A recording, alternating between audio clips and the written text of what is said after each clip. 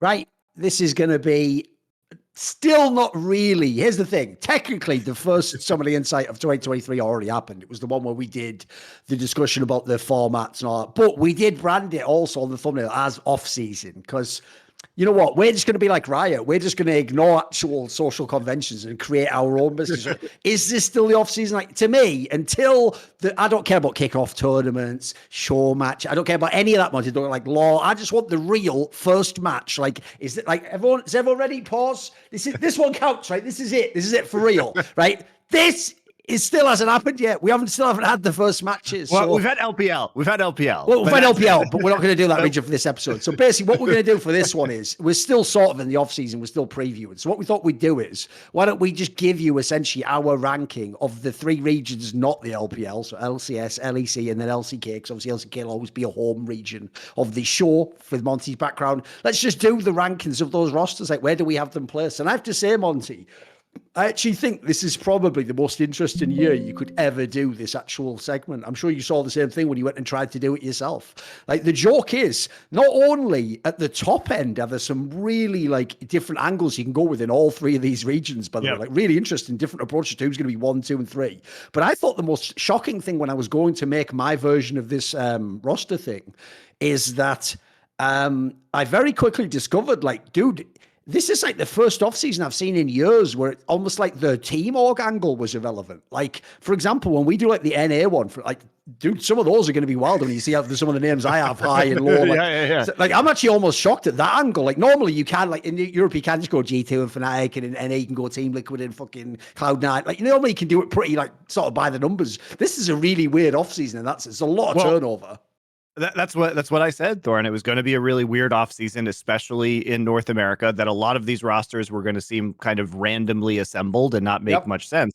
Because what happened was, as predicted with LCS, is that because a lot of teams were cutting budget, I mean, you'd be shocked, honestly. Like, you think 100 Thieves is spending money? They're not spending a lot of money, even with Bjergsen and Doublelift. But the joke is, even when you see their roster, it's like, even if they had spent money on Bjergsen and Double, it does look like, you know, when you make like, the joke would be, you know, when you make like one of those images that they put on Twitter where it's like, make your team of 5, and you know, you have like the $5 player, the $4, you know, you're supposed to compose. The joke here is, even if you think Bjergsen Double for the $5 ones, then they had to go $1 for everyone else, didn't they? That's the obvious joke, isn't it? Like, I think they probably already had like, even on that one, and Tenacity like under contract, you know. Yeah, not huge ones, put that way. Yeah, this is all to say that a lot of these teams ended up being randomly assembled because as players tested the free agent market, or what happened would be, for example, like a player like Spica. Now, not to say that Spica didn't get paid by FlyQuest, but you know, it was publicly reported that he was offered only $100K more per year in order to stay on TSM. He declined that offer to test the free agent market. Now, a lot of players were doing this because they thought they could get more value, or they were being lowballed, only to discover that in fact nobody was going to give them more money, which kind of led to a process of hastily signing players and I would say less deliberate roster construction this season than perhaps we've seen in the past. The thing I find so whack in general, I mean, like this would obviously be a whole tangent, so I won't go into it. It'll just be a brief touch tangentially on this issue. It's like whenever I look at these off seasons, dude, like the joke is this is the first off season which feels like the market correction, dude. Because like put it this way, when we go to LEC, for example, I'll tell you right now, Monty, I've heard behind the scenes, like for example, that Jankos move was completely bungled, and he could have gone to some teams for more, and in the end, he even was offered to some teams for way less, and it's just like the whole thing was all over the place, and somehow he just ended up in heretics, right? One of the weird things is, in all past off seasons, those players you're talking about would have been right. Like I always thought the reason why actually League of Legends especially was the most rife and open to like agent abusive behavior is because in League of Legends it feels like every off season the bidding process, because the person doing the bidding, that's not actually their money, that's money from the org that they've been given, etc. Right? They do just spend it in a frivolous way, Monty. Like it feels like if you were the guy who was the player and you just wanted money, you're always correct to move. You know what I mean? Like, because as soon as you get into a vague bidding contest, someone will sort of bid above the value of what you're worth. Whereas this is like one of the first off seasons. I know it happened with a couple of odd big European players last couple of off seasons too, where it felt like finally, if you fuck up your first couple of deals that might be good ones, maybe you let, like musical chairs, you left with nothing. You just left with either a bottom ranked team, like I said about the Jankos example, or you just maybe get like the maddest is like, I mean, think of that El Yoya story we did in the off season, where like he could have been sold for like what now would be like 5 times more. In the end, they just don't sell him because they fucked the whole thing up. They fumbled it completely. Like it actually feels more like now you have to have some skill as a fucking agent, mate. Before, like I said, all you did was just essentially offer your player to 2 or 3 people, have them bidding war up, and then just take the top off, no matter what it was. I mean, or historically, you don't even hit the free agent market, right? You pull a Bjergsen and you just don't even get market value because you re-sign with TSM before you could even hit free agency, which was, I still think, one of the absolute worst moves by a player. Oh, here's what's hilarious, Monty. Bjergsen managed to do the bookends. He did. He had one of the worst, like, undervalued deal for absolutely the best player in the league and rode that for years. And then he went, took the break for coaching, came back and signed one of the most overpaid deals ever for a player no longer really good. It's like he just got, the joke is the universe at least gave him like his equal exchange there, but he in some ways just fucked the whole LCS both ways, because on the Team Liquor one, if people don't know, they were absolutely guaranteed supposed to get the Worlds at least on that one, so they fucked that one. And then the TSM one is the wildest one, because think about it, TSM built all that fake Forbes valuations off the back of people like Bjergsen playing for what eventually at the end of that deal, dude, he was probably on half of what he should have been on, wasn't he? He was outrageous. He was like MVP. He was like probably the only player ever who's MVP candidate every split, and he was on like way less than he should have been, and the Hoonies of the world were just walking around with big sacks of money. It was ridiculous, wasn't it? It was, but he did get the bag this last year. I think his pay was like over 2 million last year. And by the way, as an aside, you know, it actually turns out, if you saw the news, Hooney's joining like the LCK casting, right? But when I first saw that, I actually for a second, when my eyes scanned Reddit, thought it said LCS casting, and I was like, dude, can that region just not get rid of this guy? Like, what is this? Some sort of like Brokeback Mountain connection? Like, I can't get rid of you, Hooney. Like, it just has to be there. Like, what? What I want to know is whether Hooney is the highest paid shoutcaster in the world right now, because that would be the joke, right? Like a motherfucker. Yes. The joke would be somehow he's still got his $1 million a year and he went on. He's like whatever it's for, I just work for the 6 digits with the one in front. Exactly. Well, by the way, fair play to him, though. One of the most paid players in the history of like League of Legends, and without even going to China, like that guy. That's the maddest detail. He never even went to China. What the fuck? No, I think he's done a great job. I actually think he should himself become an agent because he's so good at it. He must have some skills, yeah. That's what I would be doing if I were him. I'd be casting LCK, and then I'd be hustling on the side. The joke with him, right? You'll know this guy obviously from our time in Flashpoint, right? There's a coach in CS:GO. He was more recently the coach of Imperial called Peacemaker from Brazil. And unfortunately, once upon a time, Monty, he was actually a meme in CS:GO, because here's the problem, right? Because he was one of the coaches that was going and doing international jobs and going to any team he wanted to, because it was like your stock as a coach is very variable. Unfortunately, say he got kicked out of a team after like 6 months. Sometimes your next gig might only end up being 3 months in Counter-Strike, but then you get a better deal later. So what it meant was in like 2 or 3 years, he'd been in something mad, like actually, like, I'm not joking, like 13 teams or something mad, right? And so at the time, my meme on By the Numbers was that he must just have the greatest opening 10 minutes to like the pitch of all time, because he's getting all the gigs, isn't he? That's the point. Yeah, that's what people are getting. They're seeing him getting fired for the gigs and thinking, what a moron. I'm just seeing like, this guy must be a genius, because my joke was like, I won't do the whole thing, but like my joke was like, you know, when he goes in there, he's got like the fully authenticated version of Microsoft Publisher, you know, like I had a whole thing and like, you know, all like graphics, like Peacemaker Productions presents a new coach, like, and so the joke is Hooney must have that, because you think about it, right? These companies aren't total idiots, and they do have coaches that have watched League of Legends. They must on some level know what Hooney is, but there must be some mad, like, what I've always wondered is like, how does he beguile you? What is the hook that makes every coach so desperate they must have Hooney? Because it's like they can't avoid it. It's like he's just irresistible, isn't he? Like, he's charismatic. He's very charismatic. He is, that's true. He's fluent in English. He's disarmingly funny. He has some really high highs. He was in a world championship. So these are all things that you could pitch. I think he's got a pretty strong pitch overall. Oh, he was in the finals. Yeah, you're right. I forgot that. That's what they. And he did win MSI technically, even. Yeah, I even forget that detail. That's pretty mad itself, isn't it? Right. Oh, let's do this. I think what we do is this, Monty. I actually think the first region we should do is LEC. And the real reason why is an awkward segue for me to say, did you know we have a show on Last Free Nation about the LEC? It's with me and Dom, not Monty. It's called the Best Damn League Show. And the first episode, we're actually going to try doing it live from now on. Not because there's any like massive upside to it. Like we'll figure out some business stuff off it. But we just thought it is a show with just two people. Doesn't usually have a guest. It'll be roughly the same time. It's roughly. And so why not just give it a go? But the problem here is this. You, as the viewer, are going to embark on a brand new adventure in scheduling along with us, because I can't tell you exactly when the Best Damn League Show is, because I don't know myself. I only know the day the Best Damn League Show is. That day is Wednesday, tomorrow. The problem is this, basically. I'll give you, everyone knows how I do it. I just break the fourth wall and give like transparency as to how we do things. Basically, the short version is, instead of making Dom agree so that we can do it live to like 8 p.m. or 7 p.m. European time every Wednesday, because if people don't know, he's going to be doing like live viewing of co-streaming of the LPL all the same day.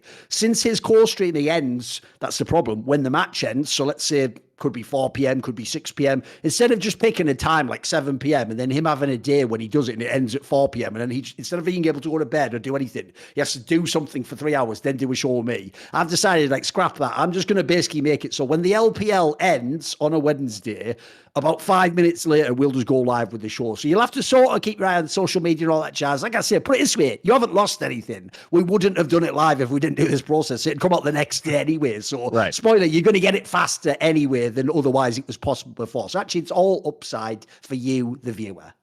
Yeah. And as for our new season at Last Free Nation, you guys can, it's not only BDLS, we will be doing Power Spike as well. Power Spike will be moved to Mondays on a similarly variable schedule that will depend when LEC ends on Monday. So as soon as LEC ends, Degon and me and Dom will be doing that show. Monty and Wolf show will be in the evenings, US time. So probably around 7 or 8 p.m., probably 7 p.m. on Sundays Pacific. So it's 10 p.m. Eastern in the middle of the night for you Europeans. Will be me and Wolf talking about LCK. Again, we are going to do these shows live, but that doesn't mean that any of the schedule in terms of getting the VOD the next day has changed. You can still watch the Twitch VOD if you want. Everything else will be released on YouTube and podcast platforms the next morning. Please subscribe to our YouTube and especially the podcast platforms. That is very helpful for us. So we've got all of those shows plus more content that will be announced probably later this week as we kick off into the season, but we have a lot of stuff in League of Legends planned and a lot of stuff over in Counter-Strike if you want to head over to the Last Free Nation Counter-Strike channels as well. So stay tuned for all of that. We are going to be doing some, I would say, pretty aggressive expansion this year, and we'll also be doing short-form content like actual power rankings, which we're starting with on this show, but we'll do power rankings every couple weeks internationally because those haven't been done and are kind of needed in League of Legends. I will be streaming more on my own stream, some VOD reviews, so follow me as well. Anyway, you know what I'm looking forward to, Monty? This is going to be comedic aside / segue into the episode, right? Here's what I'm going to say I'm looking forward to. You might think, because if you pay attention, guys, you haven't thought of this because it's something in the background of your life anyway, but think about it, right? What massive drama have I been involved in the last 3 to 4 months? Nothing. Spoiler, the answer is nothing, right? Which is how you actually know if you think, wait a minute, think about the last few years.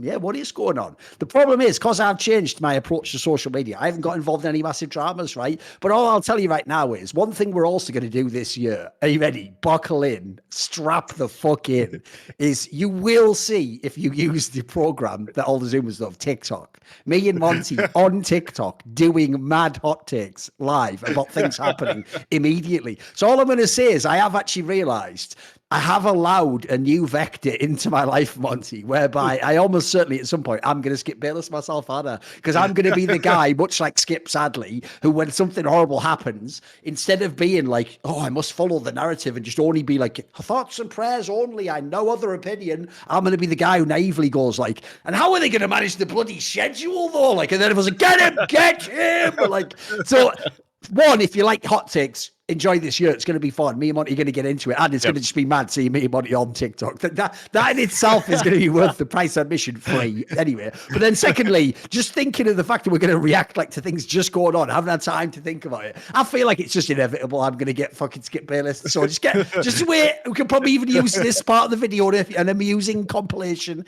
8 months from now or something. See ya. Hi, uncancelled me. Yeah, exactly. This is going to be the first part of the TikTok compilation, because we're going to have hot takes about the rankings on this show, and then we can use this to react to our own shitty predictions later on. Joke is, we should actually like burn ourselves. Who the fuck's this guy? You know what I mean? Like, yeah, we should actually do that to our own video, duet with our own video. Exactly. Yeah, and it's a lot of this content will also be posted on Instagram and YouTube Shorts on the channel, so you can check out a lot of this content cross-platform depending on where you guys want to watch it. We've already started doing more YouTube Shorts, as I'm sure a lot of people have seen, but yeah, it's gonna be a heavy year for us, and should be a fun one as we expand the business. So thanks a lot for all of your support on that front. Let's do the LEC rankings. Here's what's mad, right? One, before we actually get into it, we obviously need to figure out like what methodology we're going to use. Like, are we going to go from 10 to 1? We're going to go from 1 to 10. What we doing on that? 10 to 1. Okay, so here's my take on these rankings. This is only for spring, because I have different opinions about where I think some of these teams will be at the end of the year, especially teams with kind of, for example, a team with a bunch of known veterans that may have a certain ceiling is probably going to start off pretty strong in spring, but those teams can be supplanted by up-and-coming teams with promising rookies as those players get more experience on the stage heading into summer. Also, we'll take into account some of the meta right now that we've seen so far in LPL. I don't put a lot of stock in it, because these first patches coming out of the preseason are always going to be kind of weird, and we're probably going to see some pretty heavy adjustments as professional play gets started. But yeah, the thing is, kind of my take on it. I actually do think, like, whatever order we do it in, LEC was one of the main regions I was referring to in that intro, guys. Like, I actually think this one's going to be fun because we're going to start at 10, obviously. But I think the top end of LEC, I think you and me might even have very different ones, mate. We'll see. So let's start at the bottom then. Who is the worst? Are we starting at 10? Oh, hold up. Yeah, we'll start at 10. But before we do that, they actually just announced the casters for LEC, which I will link for you right here. And it is Shock's coming back, Lore, Ender coming back. Goldborg is now, I guess, a core team member, where I guess he was a guest last year. Draco's Cadril, Medic, Vedius, Quickshot, and then Dagda, who has moved over from the LPL. And the guests are Broxa, Nymera, Trouble Inc., Oshin, Yamato Cannon, and Jamada.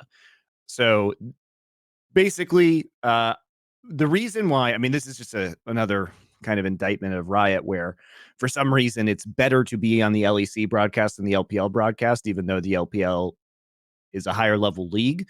So Dagda going to move over. We've seen the Chinese, if people don't understand, casters a million times. Even though, yes, obviously in League of Legends there is the slight difference that, like, in your own native tongue and cultural area, there is more cultural cachet in being an LEC caster than LPL. What Monty said there is not a minor point, by the way. The idea that the level of play is significantly worse. I can tell you in CS:GO, me, and put it this way, I won't drop the name of the other person, but me and another famous person in CS:GO once went and did a very small event where it was just like teams that weren't even vaguely near like the top 20 or 30 in CS:GO, and we got paid our top day rate. And I can tell you, both of us independently later said sort of like, that wasn't worth it. Like, dude, it's actually really hard to cast like worse games when you're used to the absolute best and you're used to like this level being up here. Like, because when you're watching the game, you can't just be thinking of the money in the bank account. Like, you're just watching a worse game. So like that, I agree, Monty. What I do think, as an aside, that Riot has never successfully done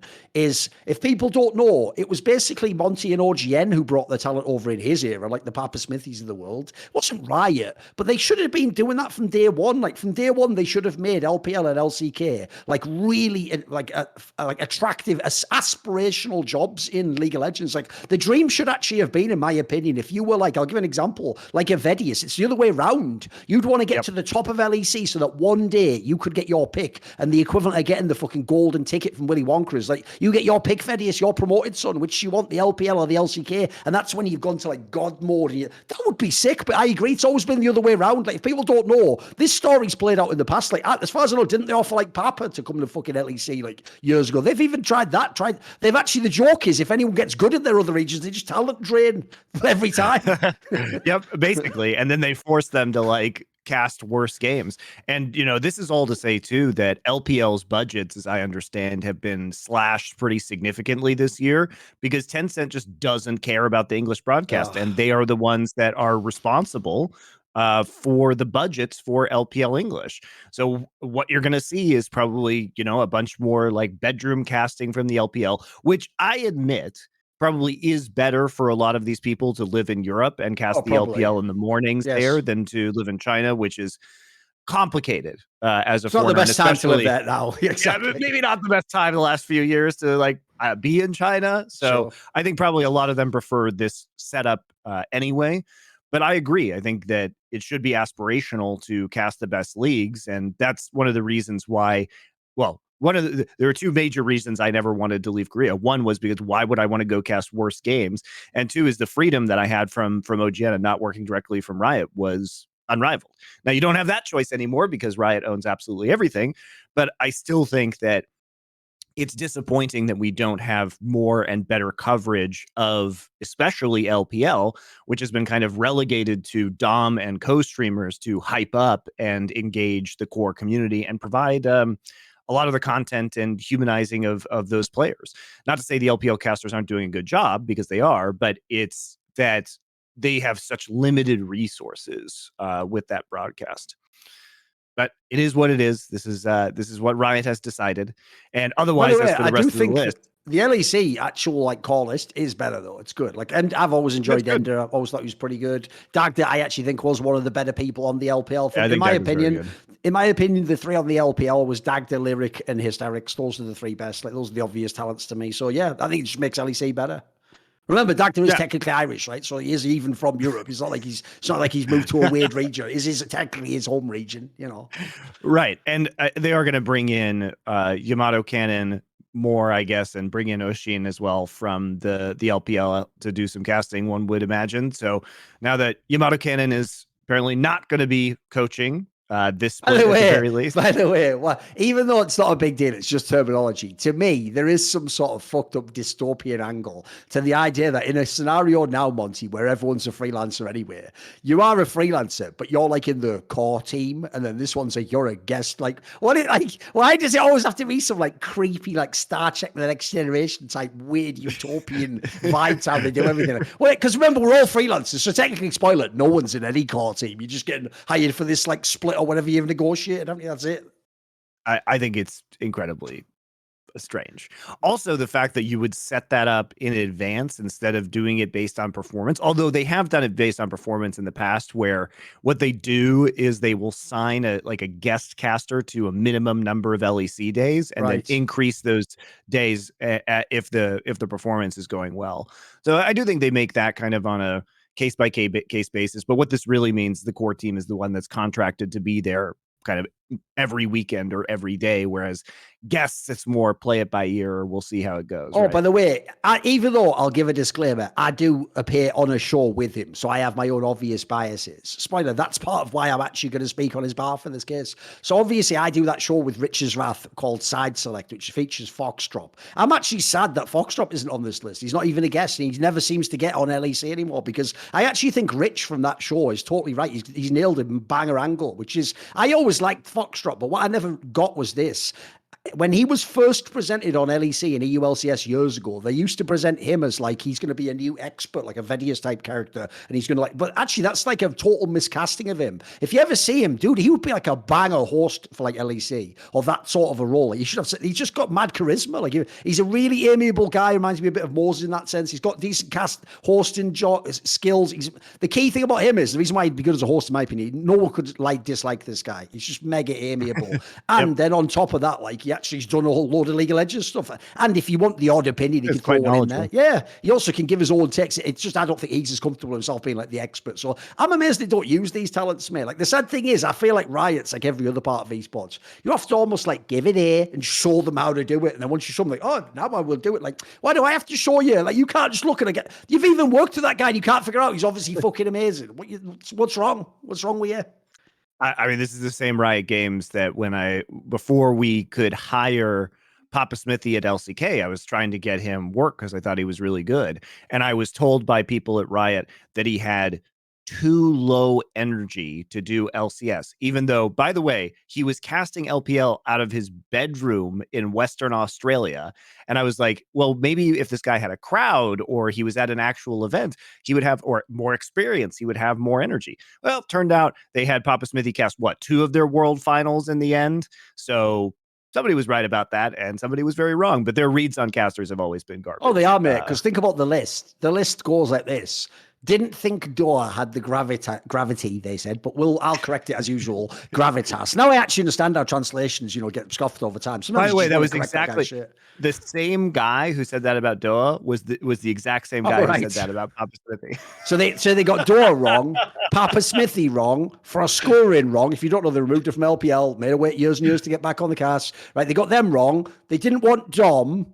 They didn't want LS. LS one's mad as well. The amount of times they've fired him, unfired him behind the... Oh, it's ridiculous. Like, you're right, Monty. The joke is they just miss on almost every fucking, like, slam dunk talent that comes along, isn't it? Like, yeah, they get a few of the fringe ones, right? I'll give them that. But, like, man alive, they've missed on every one of these. Yeah. All right, let's get into the rankings. You want to do LEC first? I've got some spicy. The only thing is, I will say this, right? It's not as big a deal for LEC. I'm more comfortable there, but especially in some of the other regions, the main problem with these lists actually is the bottom lanes are going to be hard for me because, like, for example, in LCK, I have no chance with the new players, man. I don't know these fucking guys from Challenger. Like, look, I'm not exactly familiar with them either. So I don't think it's going to be as bad for LEC though. So essentially, let's start with number 10 then. Who is the worst team for you, Monty? I think there's an obvious one to me, but we'll see. We'll see what people think. What do you think? I think it's probably BDS. I have BDS as well. Yeah. Unfortunately, like I really want to like this team because I like Crown Shot, or I guess Crowny as he changed his ID to now. And I think that it was really bizarre that he was not actually put into the starting lineup of BDS towards the end of last season when the team was underperforming so thoroughly. But the rest of this roster, like I'm just never been high on Adam as a player. Although you never know, he might do okay within this particular meta because in the LPL we've seen some Olaf in the top lane in the Kesante matchup. But I think on the whole, BDS, this is a pretty budget roster. Lebrov is a player that you constantly hear is going to take that next step, and that, oh yeah, look at him, he's at the top of solo queue and all the pro players are singing his praises, but he's never really been able to translate that at the top level into professional play, which is true of when he was on Vitality this last couple years. And so I think it's a prove it deal for him. I think probably BDS is going to be strongest in that bot lane, but I am pretty underwhelmed, I would say, with this roster. Yeah, the problem I have is this is one of the ones where just the roster alone means like I have to have them last place. Because I actually think the only reason they're sticking with this solo lane combo of Adam and Nuclear Int, and Nuclear Int's now called Nuke for some reason, just Nuke or whatever, like, is I assume just because of the whole like we are French fucking themed angle, which is like, that can't be enough, guys. You have to also have a good team. Because to me, like, I like the Adam one, I'm sort of like you, mate. I don't think he's ever going to be a top player, just from what I've seen. But maybe he has a bounce back split, he's slightly better better. That could happen. The new clearance guy, I've never understood the deal with this the whole time. As soon as he came in and replaced Abadagi and Schalke, it was just whatever, one of the worst mids in the LEC. Not hating on him, he just never was impressive. So I don't really get why they've stuck with that angle. Like the bot lane, like you say, individually, they're good players. The Labrov one's weird to me because he was a guy, even before he came in LEC, people did say, like, this guy's going to be really fucking good. Like, you don't understand, like, his mechanics are top notch. And then the weird thing is this, I've noticed, even as each split and each year goes by, no players ever flame him. That's a very key aspect, because that implies to me, by the way, either in scrims or on solo queue, they do think he's good and they actually do respect his game. It's just, I agree with you. Aside from, like, maybe like a couple of weeks when Vitality had that hot streak in summer, I don't think he ever really looked that good in LEC. So, yeah, the problem is even the name value doesn't really make it. Like, just having crown shot isn't enough. Like, we've seen that. There have been a lot of bottom feeder teams that have had crown shot and just been like borderline playoffs. So that should on paper be worst team easy for me. Because the difference is the other teams at least have like some upsides. Like, this one has almost no upside to me. And on top of that, remember, there's no grabs anymore. Like, they've just got some guy I don't even know as the coach. I have no idea what's going on with the BDS project. This is why, remember, BDS replaced Schalke. This is why, be careful what you wish for. Because you know what? BDS and Misfits were some of the best orgs we ever had in the LEC for making fucking miracles out of nothing budgets. And some of these orgs, quite frankly, Heretics and BDS, look more like they're just going to permanently bottom feed to me, guys. Looks a bit disturbing. I have at least a level of faith in Heretics because of Peter Dunn going over to that roster.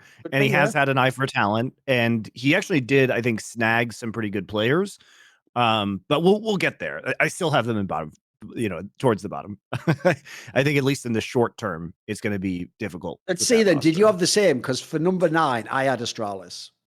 Interesting. I have SK. You have SK, right? SK and Astralis were obviously the two that were interchangeable there, right? The reason I had Astralis is because I actually think if you just look at their team, like, they have basically none of the actual qualities that made them a good team last year. Like, last year, they had, like, Vizicachi was the bad top laner, but he supposedly was like the shot calling component. And if you look at that team lived and died off like 3 things as far as I can tell. Cersei was actually a pretty good fucking jungler. The Yonghoon guy just made players with the mechanical fucking support, and then Vizicachi appeared to shot call some of the late game macros. Like, that was the best qualities they had. So all they've got is the Yonghoon guy now. So I have to say, I think it's either an 8th or a 9th team. It's not going to be very good, I don't think. This team's like, and Finn, look, here's the thing. The one upside is this. At least the Finn potentially can just, like, he can just do whatever. He has the green light in this team. Just do whatever you want, mate. Like, if you're actually good, you'll prove it again in this team, probably. The thing about Finn that's so interesting is he's a very streaky player, and he was both the reason why XL won a lot of games last year and the reason why they lost a lot of games. And it's not that he's a coin flip going into any game. He will just have a hot hand for a while and then cool off. And so I think that the floor of this team is still relatively high with Finn. By the way, I think there's a pretty big difference between 10th and 9th place here, if I had to say.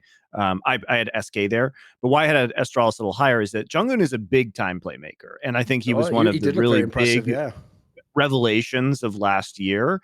And I think that this team is going to have at least a pretty high level of agency with him. And I think Dayor and Finn in their solo lanes and Kabe those are all solid players with a reasonably high floor. And then I don't know about this 113 guy, this Turkish player that they have, but if he can click with Junghoon, I think Astralis can be kind of okay. I think this can be a kind of okay team.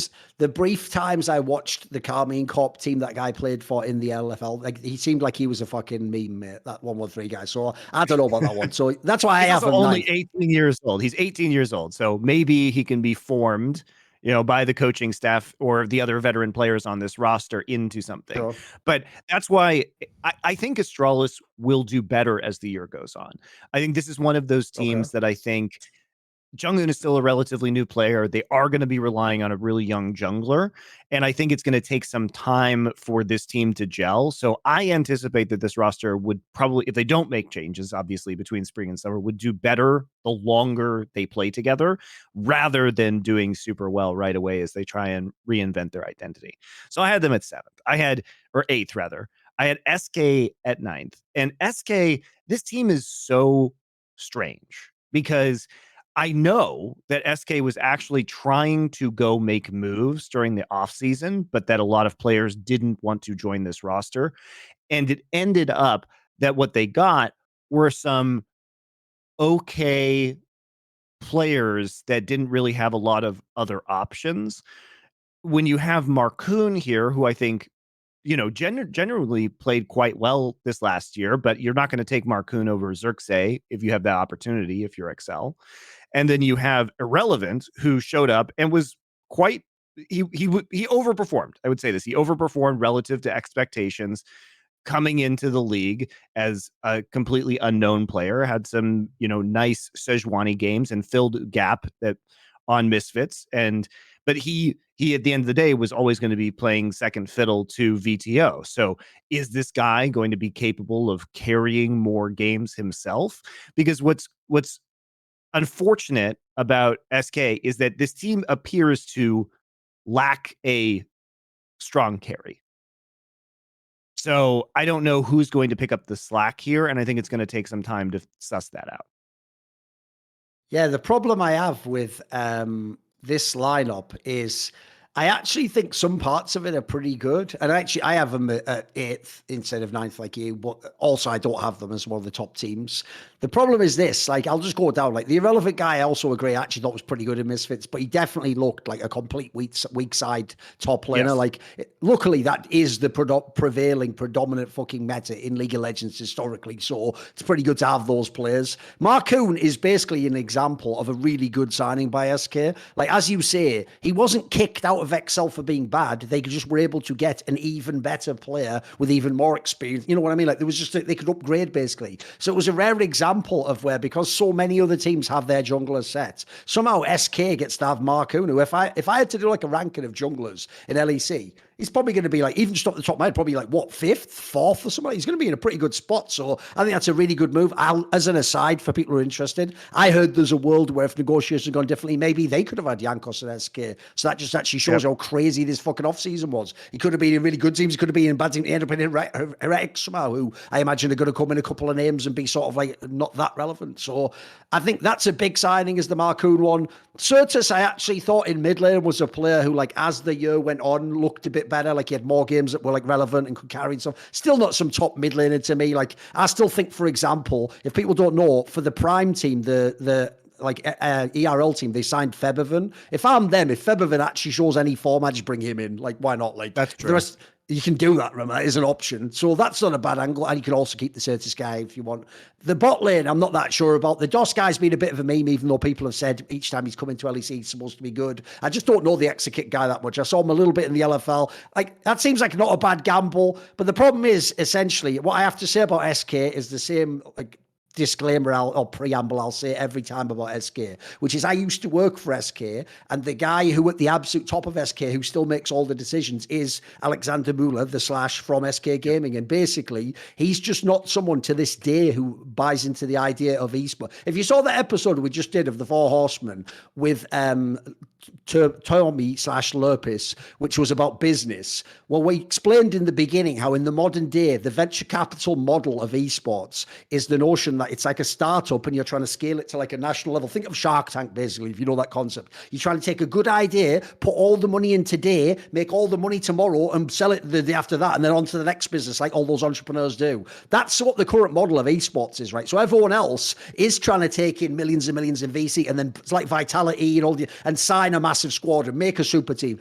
SK is on the old approach of esports. The reason why SK has been here as an org for 25 years, guys, is because they run it like a business, and they're all about having like stable partners, typically, by the way, specifically like famous companies in Germany, because there's like cultural reasons they'd want to, and they're about like managing the budget. So the difference is, when I said they could have had Jankos, that would have been for like what would be quite a very reasonable deal. So when that wasn't available, they didn't end up getting him. They had to go with Marcoon instead. So the point is, SK is probably always going to be in this position they are now. In my opinion, they'll always be a team that's like bottom end. They'll be like a playoff team potentially, which for them is good, but they're not good. They're going to try and min-max it. They're trying to get there from like a reasonable budget. They're never going to overspend, because if you don't know, just as a very quick aside, you might think that's all boring. We all know SK aren't good. How about this then, motherfuckers? I heard BDS spent loads of money on that shit team last year. How you like them apples? So they mega overpaid to come last place and be absolutely dreadful and lose 1 billion games. They even even put, by the way, one of the best coaches ever in European history. He fixed like half the drafts. He got them like impossible fucking 7D Jenga drafts where they would be ahead for the first 10 minutes, one of the worst rosters ever, and then they would still throw it. Like they would literally just take everything he built and just toss it in the fucking trash. Like that's the world we live in, guys. Yeah, if you don't know, there are orgs that are absolutely just throwing money against the wall. So like the point is, understand SK will always be this like grinder org, basically. They'll always be at this spot trying to fucking turn like this, trying to turn one good player into one slightly better player. That's it. That's their gig. The problem with Spring though is like without I've heard good things about Exakick, by the way, but without like, are they just going to play through bot lane? Is that going to be the plan here? Is Sir just going to take the next step forward? But I don't think this team has a clear identity. And when you don't have that clear identity, I think it's just going to take some time for them to figure it out. And that's why I think for me, they're ninth place. And Astralis, at least I can see angles or floors for certain players that are reliable, which is why I have them one higher. But here's the thing. My number 7 is Heretics. Is it the same for you? Yep. Right. The thing with this one is this. This is one of the weirdest fucking rosters I have ever seen constructed. I'm so curious what they're going to do. Because it's so all over the place. Like there really isn't, like, except for Peter Dunn approved it. I don't know what the connecting factor is. So on the one hand, right, you have got Evi. Yes, the Japanese. I know a lot of people mistake this. They mistake because of Arya. They think Evi was Korean as well. No, he's Japanese. They've got a Japanese import top laner. Literally that guy who was on Detonation Focus Me, who all those years ago was beating like fucking Cloud9 with perks and all those weird ass results that we've seen. The guy who, if you remember, Nymera said like had all those weird matchups where he would just go super all in at like level 2 or something mental and push off the wave. Yeah, that guy's coming to play top lane in Europe, which is like, what? I'm all about this. I'm actually incredibly hyped for this. It's definitely a good novelty angle. It's a good gimmick, isn't it? Yeah. It's not only a good gimmick, but like this guy has been actually good. So here's what I like about this move, as crazy as it sounds. He has been, he has a very distinct style, which you can, as you say, you can calculate around, and you can design game plans around, which is interesting, right? He is a good top laner. He's an unconventional top laner, but I don't think it's going to slow down Peter Dunn. But my real question for him is, what happens when he's in a region where he's going to have better competition than he did in the LJL in Japan? And he's going to probably have a more robust coaching and infrastructure staff surrounding him, or at least a different one that is going to challenge him in new ways and try and develop him as a player. I am deeply curious what Peter Dunn is going to do with this guy. And I think it's so fun to see this. And it's so hilarious to see how they built out the rest of this roster, particularly with Jankos, which like Jankos, I assure you, I did not have Jankos Ganks Evi's Lane on my LEC bingo card for this year. It's like so stupid. It begs belief, like beggars belief, right? And then they have Ruby that they pulled is a Korean player that has been in the lower levels of Europe that they are now promoting. This move here, by the way, is where you're supposed to like attune your expectations based on the fact it's Peter Dunn. If this was like a coach you've never heard of, we'd all be going like, this master's going to be fucking whack. But because it's Peter Dunn, you're supposed to believe he's had the Midas touch and he's just reached into the RLs and just pulled a gem out and that this guy's going to be sick because everyone's hyping this guy now. I know it's for that reason. Like, oh, he's got a fucking sick read or something. Yeah, I mean, look, I have no idea. And I'm just curious where they go with the rest of this roster. I can't, in good faith, have them higher than 7th. And the reason why I have them at the spot it is because I believe in Peter Dunn's ability to select and coach these players, right? They also have CL now, which is another interesting pickup. So for those of you who don't know, he was on Rogue previously and is a coach that I think partnering up with Peter Dunn is going to be very interesting because he's very smart about the game. And I think was a lot of the reason, especially behind some of Rogue's more creative strategic decisions. So I like the coaching staff a lot for Heretics, and I think they'll understand how to use these players, which is why I have them a little higher up. I also think they'll get better over time. The only thing is, though, aside from the gimmick, like, look, Jankos is really good. The heavy guy, I could believe, will be all right. Maybe the Ruby guy's not bad. I don't know about the bot lane, though. The problem is, for me, like, here's the difference. The difference between 7 and everyone I have above 7, there's a line there, Monty.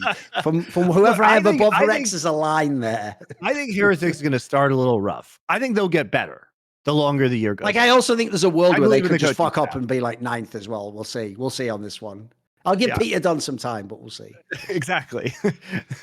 So I think by the end of spring, they'll be looking pretty good. Oh, by the way, as an aside, I do think, though, if anyone remembers, wasn't it Jack Spectre who did that meme where you remember where they signed Reckless instead of him, and he did that meme where he just cosplayed as Reckless and did that like Sharpie Reckless down his arm of the tattoo. Try put in Jack Spectre Reckless and images on Google and you'll see what I mean. It was fucking hilarious because he like messages back like the K Corp owner, like, hey, like we need to have a renegotiation. It was just him dressed as like Reckless. So it was actually a banger. If you know what I'm on about, I'm pretty sure it was him who did it. Just go and look that up. If it was, that's definitely that's a moment in history that needs to be remembered. It was fire.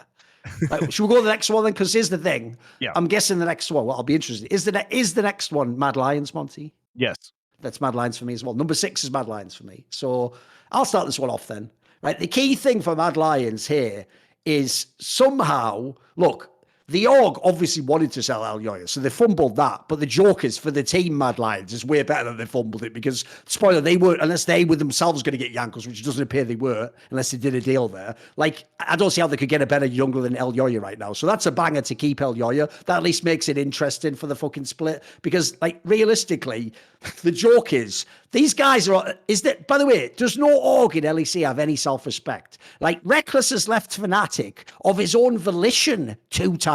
Like, and they still just welcome this guy back. Because similarly, like, Kazi just left you high and dry. He was just like, cheers for the titles, suck my dick, I'm going to Vitality. And then all of a sudden, when it doesn't work out at Vitality, like, well, welcome back, Kazi. Like, because here's the thing, it probably is the right move in theory because they lost the Unforgiven guy. But I think losing the Unforgiven guy is unforgivable, funnily enough. Like, that was ridiculous. Like, that guy, by the way, double lifts back up on 100 Thieves. That guy, if you notice, split on split, that guy looked like this is the year he would have exploded. Like, this is the year you want to keep him. And then look, Hylissang, like, I think it's like a fucking side grade. Bear in mind, he was so questionable for Kai's. I think Kai's a pretty good player. Like, I don't mind this roster. It's not bad, but I do have them as 6th. Like, I think they're firmly 5th or 6th to me. Like, I don't think they're going to be better. I mean, yes, Hylissang is an unpredictably streaky player, but his performance at Worlds and like towards the end of the season was really quite terrible. See like some real play before I can forgive him, basically. He's done too much now, man. And by the way, what the fuck is this bot lane? What the fuck is this bot lane? Carzzy and Hylissang together. So what? Hylissang's going to go in with a pike hook, and Carzzy's going to arcane shift out of that fight. Like this synergy does not make any sense to me whatsoever. Like, I think this lane is a fucking disaster. And then not only that, but you have this Mad Lions roster who drastically underperformed at Worlds, hilariously even made it to Worlds in the first place and didn't deserve to be there. And then also somehow got 4 of their 5 players on the first team All-Pro. Now, Elyoya is a very good player. And in terms of his strengths, we know that he solves a lot of issues by being a very vocal early game jungler. That's why Mad Lions wanted him in the first place. We have been told that by Mad Lions coaches on this show. And so they wanted to get somebody who was very active in the early game. He was a banger right out of the gate, very confident. And it's no wonder that a lot of teams wanted him. Like, I'm sad that he's not on G2 this season. But the question is, when you know that you could have been on a much better roster if you're Elyoya, are you really going to try your hardest? At the end of the day, you can say, oh, I want to do well, but is your motivation going to be 100% there to play on this Mad Lions roster that is probably just going to try and sell you at the next opportunity? I think that's hard to believe. And Mad Lions and let's be real, I doubt that he's getting mega paid at Mad Lions if you think of what contract he must have been on before. So he's also probably not on that much money. And remember, this guy was a champion. Like, if I'm him, I'm like, dude, I'm supposed to get paid. It's like 3rd year in, this is what you get paid. Yeah, I think if I'm him right now, let's check on his contract. And he's a status. guy, if you don't know, behind the scenes, this is the guy all the fucking players want to play with. Like, I bet he had his pick away, wanted to go pretty much. He's going to be a free agent at the end of this season. He can have a bad year and still get mega paid at the end of this because his underperformance is going to be completely justifiable. And I don't think that I think he can easily return to form if he takes it easy. Now, I have Mad Lions higher than some other teams just because they do have some fundamentally strong veteran players.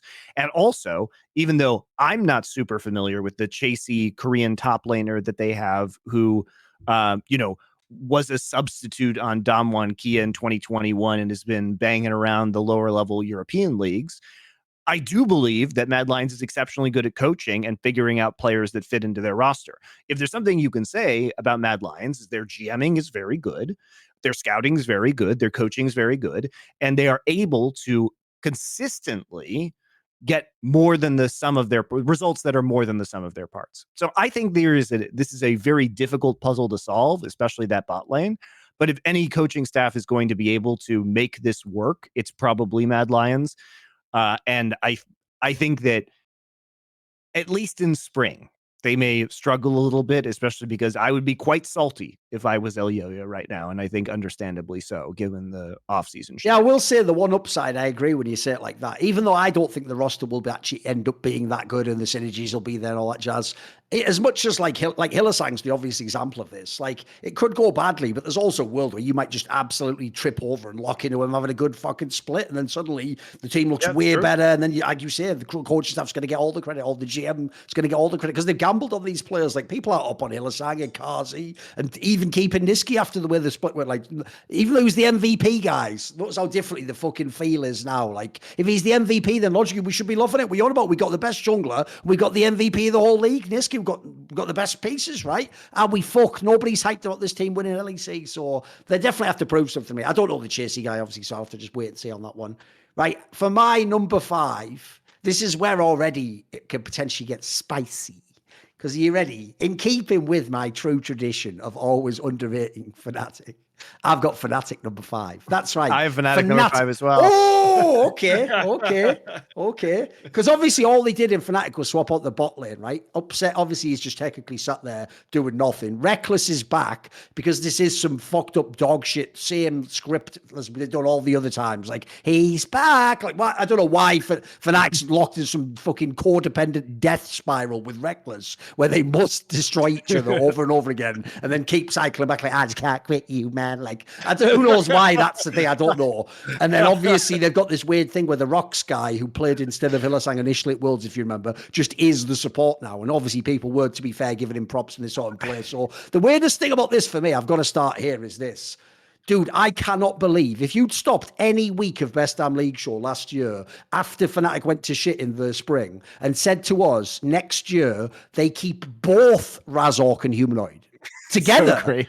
Like I would never believe it. In fact, I even heard, I don't know if people know this, because Humanoid like went to shit as well, and they obviously had no synergy with the jungler. I even heard there was some shit, like there was times when Wonder had champions he wanted to play top lane that were like mid to top flexes, like he used to in G2, and they couldn't even do it because Humanoid couldn't play the champion, or they could never lock it in for him. Like, I thought the joke last year was that was the number one dis-synergy you had was fucking Razork and Humanoid. Look like they didn't even know each other. They were like passing ships in the night when they went on the map or something. Like, I can't believe, like, here's the problem. On paper, this is still a good team. It's still got some really good players. On paper, I'm supposed to probably, if the Rooks guy ends up being good, believe this could be a contender. But mate, I just cannot in good conscience believe this lineup now is good. Can it be?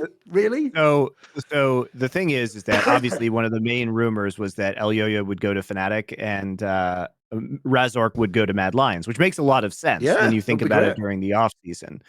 And obviously, as to the Reckless thing, it's speaking of the toxic relationship, it's almost as if Sam Matthews just like texts Reckless, "You up?" and then like gets him back on the team. they just He's can't like drunk quit each texted other, him. He's like, exactly. Yeah. You up, Reckless?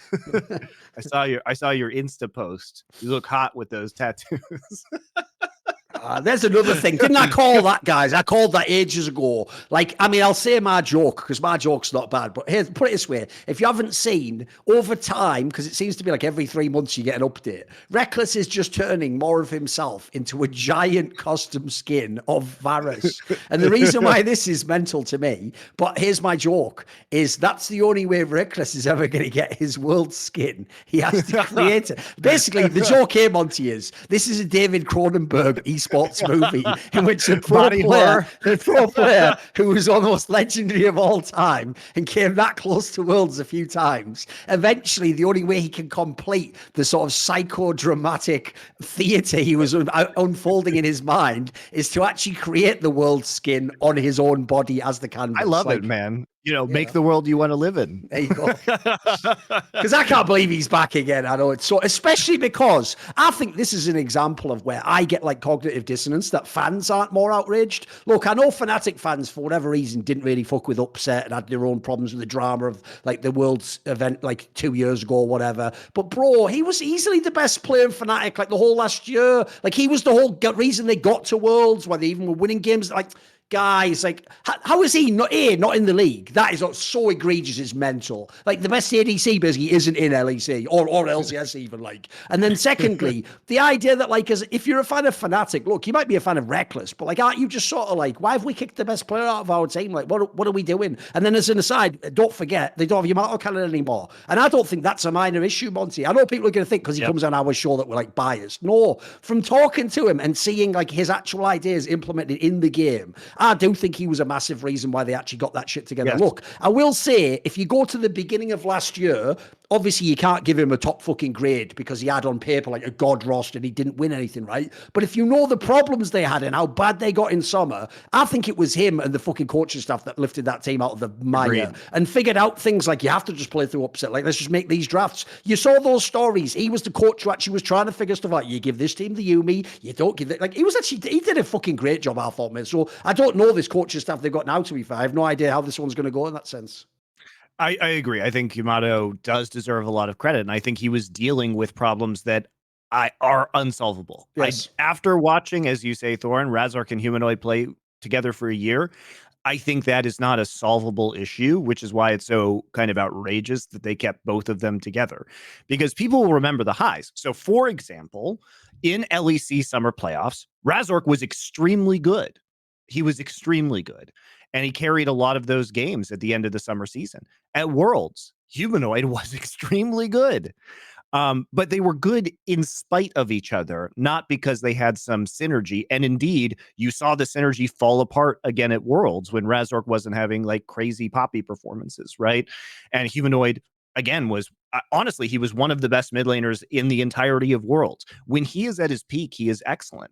I think he probably has some pretty severe motivation issues because for big tournaments, he will show up. But a lot of the season, he was frankly bad in a lot of the regular season who told me this, games. Monty, but someone, I think it might even have been a coach or a teammate of his or something. Someone told me something that, like, he's the sort of player where, this might sound weird, but, like, if sort of he knows he should be better than someone else, he won't, like, give it 100% if it's, like, a meaningless game, if you know what I mean. Like, he's the guy where it's like, I'm supposed to be better than you, but, like, he just does, like, the fucking B- effort, if you know what I mean.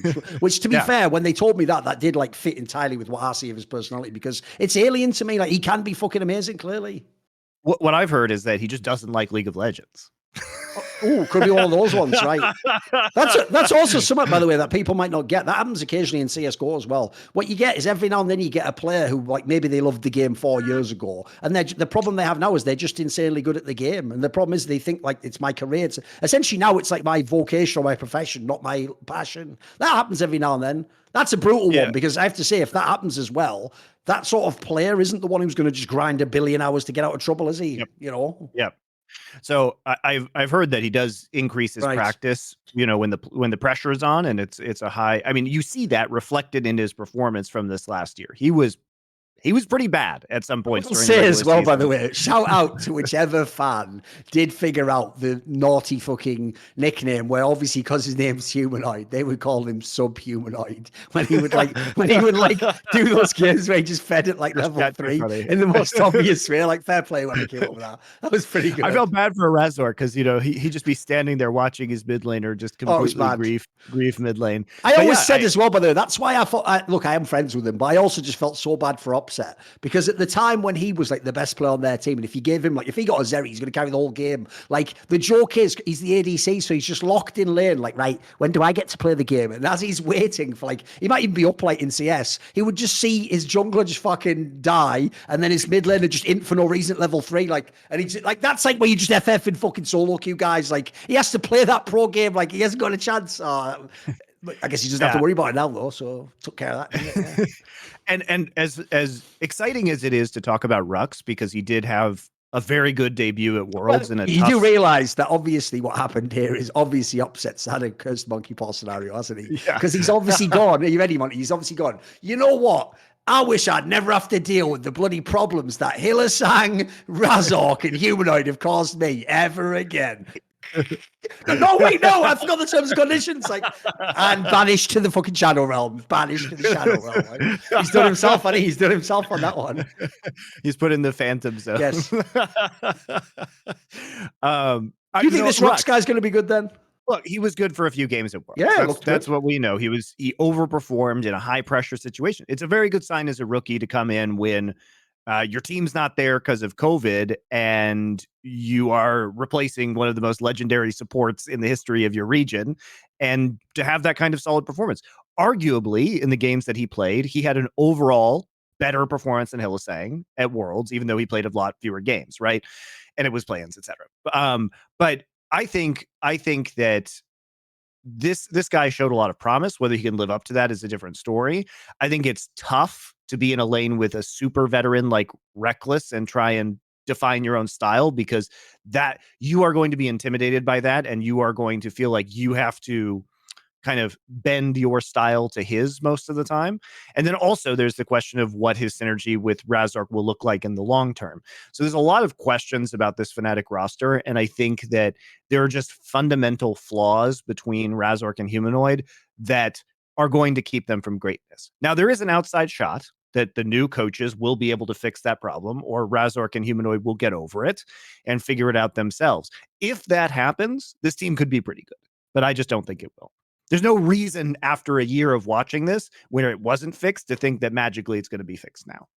I think if you want them to be good, you have to pin your hopes that, because the coach appears to be the coach, he's also from Portugal, of Rux when he was in there, like, academy team or whatever the fuck that team that he was playing on was. Like, maybe he knows this guy and can integrate him into the lineup or some jazz. Because yeah, the problem is I think it's like a good roster of players. I don't think they did a bad job in the off season or whatever. I'm just a little bit uninspired. Like, put it this way, when you say that detail, Monty, that like this could be El Yoya instead of Razork, now that would be fucking exciting. Like, I might have this team number 1 if that was the case. Like, but the problem is it isn't. The deal didn't get done. So like, I think to me it's going to be another season of Razork and Humanoid collectively together aren't as good as you'd think they would be. So that's why I've got number Yankos 5 too.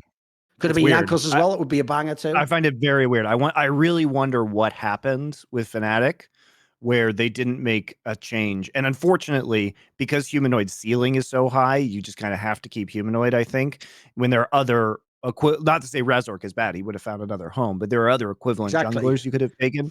But Humanoid's really hard to replace, because you look at his peak games and you literally are forced to conclude that this guy is one of the best mid laners in the world. Here's the thing, Monty. The only problem is that it could have been, as you say, El Yoya or Yankos here. So I'm not going to give this team any like bad grade. I'm not going to give them yikes. I'm like G2. I'm going to give them 1 yike. So whatever. I had to do that just to get it in now, because it's going to be done at some point as a shit joke in it. So we got that one out of the way. Yeah, I think that one's that. So here's the question though, Monty. Who is your 4th team? G2. I had G2 as well. Okay, we're in a groove now. We're on the same path. Right, I have to say, dude, this has to start with what I've just talked about, the yike angle. Because here's the issue, Monty. Even if the yike guy is some like genius pick, maybe he's the correct pick out of VRLs, maybe he's going to be the next El Yoya. Remember, El Yoya came in, he was just winning LEC splits out of the gate, looking awesome. You know, the problem is this. You gave up Yankos. Really? Because my problem is this, like, look, he definitely has had bad games, especially last year at times, but like, he never dropped off for me. And his ceiling definitely is still fucking really great. His floor's still great. Like, I cannot believe, because to me, the same roster, if you just keep Jankos, would be a really interesting team. I would have them again. Like, they'd be a lock for top 3 in my opinion, in Worlds and all the rest of this stuff. So I think this is such a huge gamble to me. I'm really unsure about it, mate. But here's the thing. When Caps re-signed his deal, so Caps signed a new deal with G2 in the offseason. Part of that deal, as I understand it, was that Caps is being given significant control over this Yeah, I heard roster. he picked the players, basically. Yeah, exactly. Yeah. He basically is, if he's not technically the GM, but he has a very heavy hand in which players are going to be selected to this roster. And he wanted Mickey X back, and he wanted Yike, and he wanted Hansama. So wait a minute, wait. So here's what happened then, Monty. We have to do this in true Summoning Insight fashion. What obviously has happened is this. Now you know why G2 was so up and down the last 2 years. Because the last 2 years, remember, Monty, they didn't have perks, but they still had Caps, but Caps was just a player. What's obviously happened is now that Ocelot's had to step down and there's no perks, they've finally imbued Caps with like the true power of poaching. Like he's imbued with all of the G2 energy to poach. Like, and that's why he is the one just choosing people's fates and people live and die and everything. He's doing it all, mate. He's doing it all. He's manipulating other teams too with his magic powers. He waived Hansama's buyout on Team Liquid, got him to be a free agent so they could just easily pick him up. He must see something in this Yank guy. Now, it's very clear he did not want to play with Jankos anymore, which is why Jankos isn't on this team. As a GM, if you watched last year, I don't think you would make that decision, especially if you're going to be replacing it with a rookie. Now, why this team isn't higher for me is you look at Hansama on paper, and if you somehow missed, if you're a European fan and you missed all of LCS last year, you might say, wow, I remember his Worlds performances on Rogue in 2021. He was fucking amazing. Well, he has been terrible this last year on Team Liquid, like really bad. And part of that was probably because he never got into that synergy with Core JJ. I heard on Team Liquid that there was a pretty big disagreement in how they wanted to play the game. Core JJ wanted to be much more aggressive. Other members of Team, like it was like Core JJ and Bwipo wanted to play a certain way, and like Bjergsen and Hansama wanted to play a certain way. And it ended up just being a dysfunctional mess, as we know. But even on an individual level, Hansama looked quite bad. That could be motivation. That could be a motivation issue. He may have fallen off a cliff forever. We're not going to know the answer to that question until we start watching this year. I tend to think he can at least get back into form, but they are going to struggle at least in spring. This is a team that could do very well come summer, but right away, I think it's a lot to ask for Yike to be a top-level player, for Hansama to get back into form. And Caps is obviously extremely variable in terms of his own form. We did see some peak Caps games last year, like really excellent Caps play.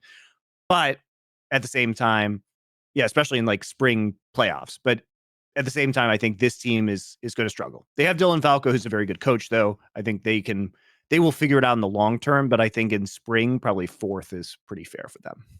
Yeah, the reason I have G2 down at 4th for me is I actually, similar to you, I don't have them as like a team that's going to contend or be a championship. Every other team after this are my contenders. I'd have another demarcation here. This is like the best of the rest, as it were. Because I look at the team, like on paper, Broken Blade's still a pretty good player, above average at his position. Yep. Even when he's the best, I don't think he's like the dominant player people make up, but whatever. He's still good for LEC. Caps obviously could be the best player, could still be the MVP. That's a great angle to keep that player. The thing is, aside from that, I think you've got question marks all over the place. Like, as much as I think Mickey X has proven he's a very good player, who the fuck knows how he's going to play with Hansama? If people don't remember, these two played together in Misfits when he, like, the year after they had that run with Ignar and where they were going against Faker and SKT. If you remember, Ignar left and then they brought in fucking Mickey X to be the support. And at the time, people were hyping it like, oh my God, Mickey X and Hansama. And it was just all right. It just wasn't even that great. So to me, I don't really know why that one, because I've heard on that one, that was like Hansama's pick. Like, I want to have Mickey X. Like, I don't know why this is.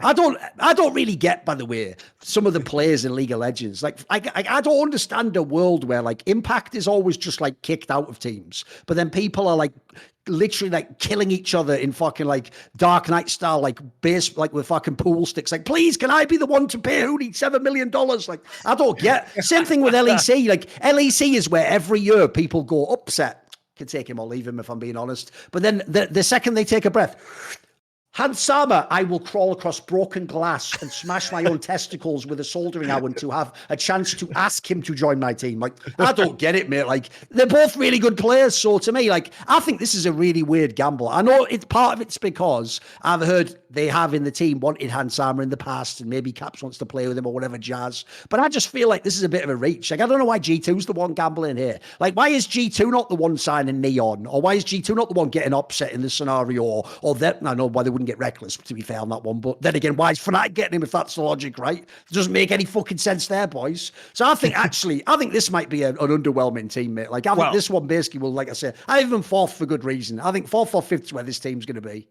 They also sold Targamas, which to me is one of the craziest moves you can make, because he has proven over this last year to be just a ridiculously You were doing the stock graph or the fucking crypto graph. If you're the little zoomers, that's a stock that's going like that, guys. Like, that's the one where this is the year something like that becomes like an MVP if they're going to be like a core JJ or something. Like, this is the year. I agree with you. He commanded a premium too. From what I've heard from people, is that his buyout was not small for XL, so he was a hot commodity on the market. And I guess Hans and Caps wanted Mickey X on this roster. That was a player driven choice, as I understand it. We'll have to see about Yike. I do understand that some people are very excited about this guy as a jungler, but he's still going to be a rookie, and that translation into the LEC stage is going to be a barrier. But G2, with the coaching staff they have with Dylan Falco, I think this team can be good. They can obviously contend for LEC titles if Yike and Mickey X's performance are good, and Caps can always just hard carry games. When he's on, he's one of the best players in the whole world. So I'll say this though, and this is where people get upset. Here's the fucking spice. Well, all I'm going to say is this, guys. Think about, yeah, it's true. Think about how many years Caps has played and what an excellent player he's been, right? Two of the best splits of Caps's entire career would be like, I mean, he even was like MVP candidate, etc. Two of the best splits of his entire career was with Jankos was his jungler. It was last year. He was doing this. They were doing that streak. He was got Jankos was a jungler. Then you go back to before when it was 2020 and he was just smurfing in summer, fucking shitting on everyone, right? I'm not saying Caps won't be as good, but like, I think people underestimate. Like, if you go watch that Reflections I did with Perks, I asked Perks on it basically, because once I did a show there, I don't know if it was Crackdown or Listen Local, one of those other shows. And when I had Perks on, I like hyped up Jankos, and I was like, I think people underrate Jankos. You know, he's like, all the years he's been in, he's super stable, he'll always be good. And at the end of doing this rant, right, Perks actually says the line. He says, yeah, he might be the best player I've ever played with. And he said this while he was in the team with Caps. So in my Reflections, I asked him, like, what did you mean by that? And essentially what he gets to is just why I'm bringing it up. Is like Jankos is like the ultimate like fucking crazy floor player. Like, he'll never play bad. Like, he'll always find a way to be like relevant. Like, he's the guy where you don't have to tell him to do something. He knows to like take control of this aspect. Like, basically the thing that all the coaching staff praised the two players when they were playing together, Jankos and Caps, which is like, oh, Jankos always seems to know like shadow, like where Caps is going to be and when to come in. Like, they're not common, that guys. Like, Jankos just does that in his brain with mad experience at the game. So the problem is basically, even if Yike for real is El Yoya 2.0 and he's going to be like mechanically one of the best, you're not going to make up that gap of experience, guys. Like, there's certain positions in games, and in my opinion, here's my analogy. I think being a jungler in League of Legends is like being a fucking veteran defensive player in the NFL, Monty. Because even though in theory you want the young stud, you want the guy who's the faster guy, the stronger, mate, if you still have, like, you haven't hit the threshold where your physical skills are completely gone, you just know the game so well at that point, mate. When you're like 10 years in and you've watched all those players, like, your mind for where the players, like, that's what Jankos had. So to me, I find it crazy, because unless they were getting El Yoya, which could have been a move here, obviously, like, I can't believe you give up Jankos. I would have kept him for one more year, mate. In my opinion, one more. You do a last dance with Jankos if you, you know. Cap said no. That's it. Like, for whatever reason, I think it's a very obviously we all thought it was a strange decision as it was happening, and it remains a strange decision. And I am curious about what he's going to do on Heretics. Maybe he'll just do like a one and done year with them before moving on to a different roster. But I will say, at least he buffs up the mid-table of LEC and makes some of these matches more exciting. I'm looking forward to. We have to say this. Here's one thing we have to say. Here's one thing though, Monty. We made it sound like, oh, it's a good move. Yeah, it's a good move for Heretics. I don't think that's a good move for Jankos. Like, that's the other thing, dude. Like, imagine that. Imagine seeing how over the year all the problems Razork had. I can't even get in your team, and I'm Yankos. Like, you know what I mean? Like, mate, same with XL. Oh, that's the thing. I did hear there was a world where XL tried to maybe get him, and that was how they were going to complete their super team, but for whatever reason, the negotiation didn't. I just feel like it's a bit whack. You end up on Heretics. It's like, well, how are you not on a contender, bro? You know what I mean? Like, okay, maybe El Yoyo's team. I can't join Mad Lions. That's the only one, surely. I should have had my pick of these teams. I think that's another example of what they always do as well in LEC. Dude, they always get the vets and throw them away way too early. They always get the Suarez's of the world and like, actually, we're done with you. It's like, they haven't got one more split in them, you fucking cynical bastard. Like, come on. These are the greatest players of all time we're talking about. Remember, Yankos just like trips over and goes to semis and worlds. Like, what's this shit? It's wild, isn't it? It no is. Respect for junglers. No respect for junglers. No respect for the veterans of the scene. But no, or their elders. Exactly. Let's go. We got top 3 now. I'm curious what your order on these top. Here we go then, because this is where it's going to already get spicy. Because as number 3, I have Vitality. I have Koi. Right, that's the difference. I have their number 2. So we've got the same number 1. We've got XL number 1, right? The reason I have Vitality number 3. Vitality number 1. Let's go. Oh, sorry, I didn't think the order through that. I have Vitality number 1. Anyway, go. The reason I have Vitality number 3 is there's 2 main factors here, and they are the top laner and the jungler.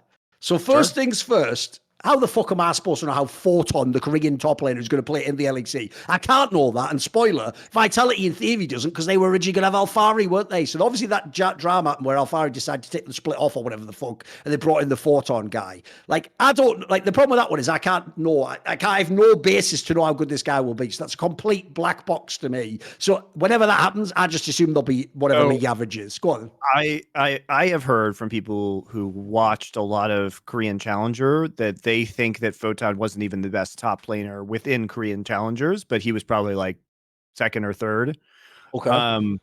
But the thing is, he doesn't really have to be super good. That's the thing. He can be a super low resource, weak side player on this roster, and I don't think it matters very much. The problem is this, Monty, and this is where I'll transition. It's with the jungler, because here's the issue. Everyone else has taken this as like, right, the joke is, Bo doesn't even actually have to play League of Legends. He may as well just retire now because he had, yes, an incredible, phenomenal start to his LPL career that looked like, whoa, this might be a really crazy player. Combined with, when he came over to Vitality last year and couldn't play, he was doing all the streaming, and in solo queue, he's playing like what the joke would be if you wanted to show off mechanical jungle skills. This is like the way you should play to get a fucking name for yourself, because he looked like a psychopath, but in a good way in solo queue. Right, those 2 factors combined, the joke is he doesn't even need to play, mate. He's already Dandy 2.0 at the end of season 4. He's already score after all those years in KT. He's Carcer when he was in Royal, never give up. Like, he's everyone. He's the greatest jungler ever. Because the problem with this is this guy's, he hasn't played 1 game of LEC yet. That was the LPL he played in. He is Chinese. He has never played in LEC, a European league where he's going to have to speak English, and he is playing with players that, like, look, I imagine someone like Perks might fuck with his style, but no one knows how that'll actually manifest in the game. So even though, like the rest of you, I'm in for the experiment, I'll have 1 ticket, please. Thank you.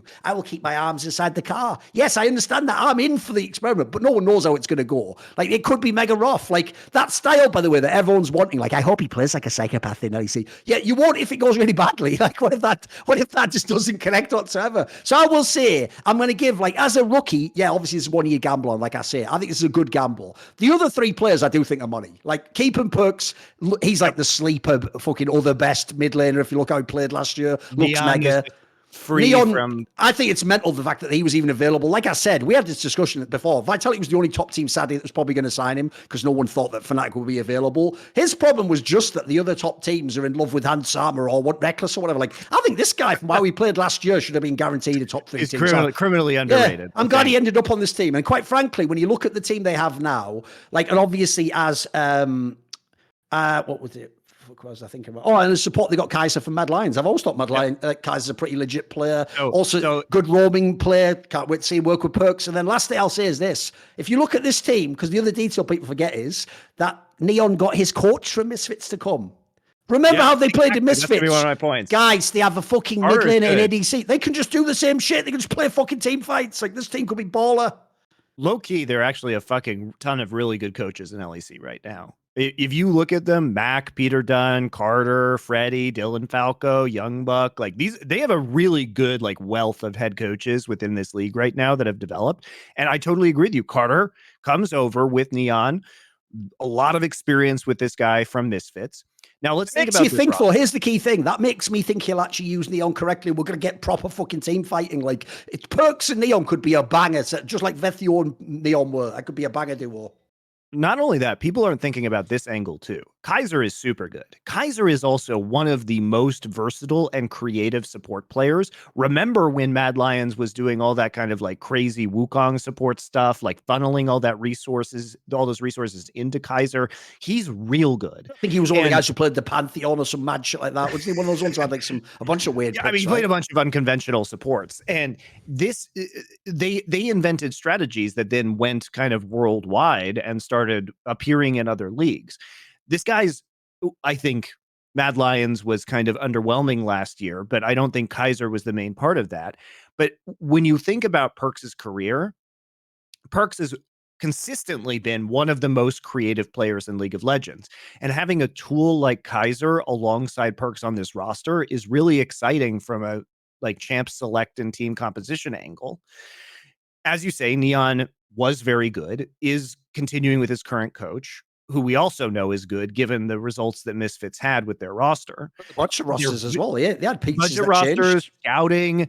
They're very good Yeah. at defining a style for that team and playing around the strengths of their players. So I think that's all very promising for Vitality. I don't think Photon has to do a lot.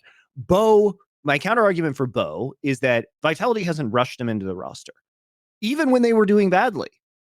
Towards the end. I mean, I suppose they did have a hot streak towards the end of summer, which is probably why they didn't put him in when he could have been ready. And then they kind of collapsed in the playoffs. So Vitality, well, before they got to the playoffs, like they lost all their matches in that last week in order to not make the playoffs. But it didn't appear that they were going to miss the playoffs at the end of summer coming into the last couple weeks of games. So they might have not subbed in Bo for that reason. However, Bo as a player has now been, in Europe for the last, 6-7 months. So he's had a chance to acclimate to this team. They clearly would have been teaching him English during this time period. And he's had the adjustment. He's probably going to know from solo queue at least a lot of the different player styles. He's probably been watching a lot of the VODs and LEC. He should have been integrated into this team. So it's not like he just, came off the plane and is jumping onto this roster. There will have been a long acclimatization Does anyone know period how already. good his English is, though? That's always going to be the fucking money question right there. Come on. I don't know. Because here's the problem. I'll say this once and once for all, which is the reason that I hate people making excuses when players don't have good enough English. I don't know in the case of Bo. It's just pure speculation. It's because here's the problem. There's a very different type of role you can have. Like, here's an example. If you told me, Monty, I've got a Korean AD carry, you know what? He doesn't need to know fucking anything. He only has to be able to very loosely communicate with the support and we'll make it work because he's an AD carry. The role's on rails. If you're the jungler, I think half these teams, Monty, for real, their problem is this. He can do a slight bit of communication with them, but what they don't know is this. When they're talking to that guy, especially if you're someone like jungler, he's not hearing 90% of what they're saying. He's just going... And then at the end, he goes like, yes, I go Lee Sin. And then they're like, yes, he's got it. And then they start the game and it's like, you don't know what that guy understood. Jungle is a role that can be super cerebral and about what you're doing. So like, I just think that's one of those ones where it might be tricky. I'm leaving like a 15% chance it can just go terribly, basically. Look, this is admittedly a hot take for me to have them number Having one. Having the number one's pretty spicy, I will say. I wanted to do a hot take here. I think this team's going to be really, really good out of the gate. I think they have all the right pieces, the right coaches to do it. I think Bo's going to clap some cheeks in the LEC. And the question is whether Photon is going to be able to play weak side, especially probably without knowing much English, given that he literally is the guy fresh off the plane. But I think this roster was deliberately constructed, and I believe in Perks, Neon, and Kaiser to lead this team. There's some really very interested when Alfari does come back, though. Because I actually do think, underratedly, the reason Alfari, if you wanted to make like some kind of a super team, would be good is he, in theory, can play weak side, but also just be the best at it, like in terms of win lane, can't he? So, like, I think that I'm interested in the future of this team for sure. Right? Okay, that means then, Logi, you had XL as your number 3. I had XL as Koi is number 3, XL is number 2. Oh, you said Koi. Sorry, like, why did you have Koi number 3 then? Well, they're keeping a lot of the players that made them very strong. But the thing is that I think they had a really good identity with Otoamne in the top lane. Koi is difficult because there's two ways Koi can go. We've seen Shigenda in LEC before. Clearly, what Koi is doing is that they want more options in terms of carry top laners. Because even when Odoamne was playing carry tops last year on Rogue, he wasn't great. And so Shigenda, I would say they must believe that he has a higher ceiling to play carry top laners, which means that they will have more strategic options than they did with Odoamne. Now, the question becomes, did they need more strategic options when you have Larson and Comp both playing very well and two very strong carry positions out of that lane and kind of a style of playing that all your players know and are on board with? I'm not sure. I think Koi, this is going to be a really good test of their GMing and their coaching to get Shigenda to a level that justifies losing Odoamne. And for me, that put them a little lower because there's a high ceiling, but there's also a lower floor. What sucks about this for me is if they didn't change out Odoamne, I would have just had Koi number one.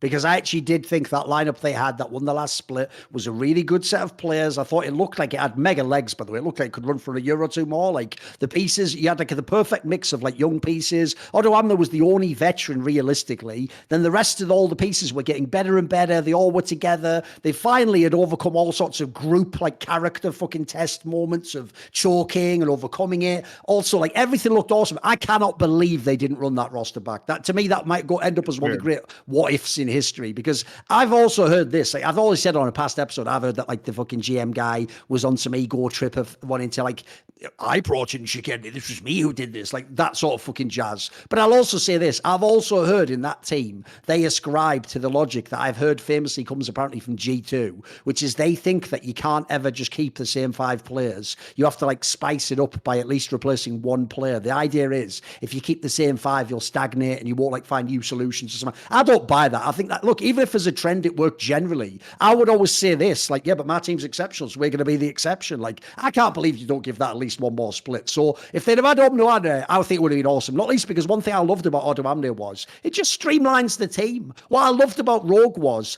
they were a team that just looked like the prototypical European League of Legends team, like good weak side experienced top laner, jungler who knows when to gank, mid laner can play all the mages and just consistently win in farm, ADC wins team fights if he gets there, and the support player does innovative picks and can fucking do a bit of shotgun. That's exactly like what you want to build. The joke is if I'm asking like, let's build a dream team tomorrow, we'd start with like a blueprint like that. Like Rogue had that, but they gave it up. So the Shigenda one's weird to me because look, I understand why he came into LEC all those years ago. He was a good player in the RLs. It didn't really work out that well. I'm not even against him as a player. It's just as you say, traditionally you'd think he should be coming onto the team to be a star. To me, I don't really see them as a team that would play through top. That feels a bit weird to me. So I just don't know how they're going to make that work. And then I'll also throw this in there.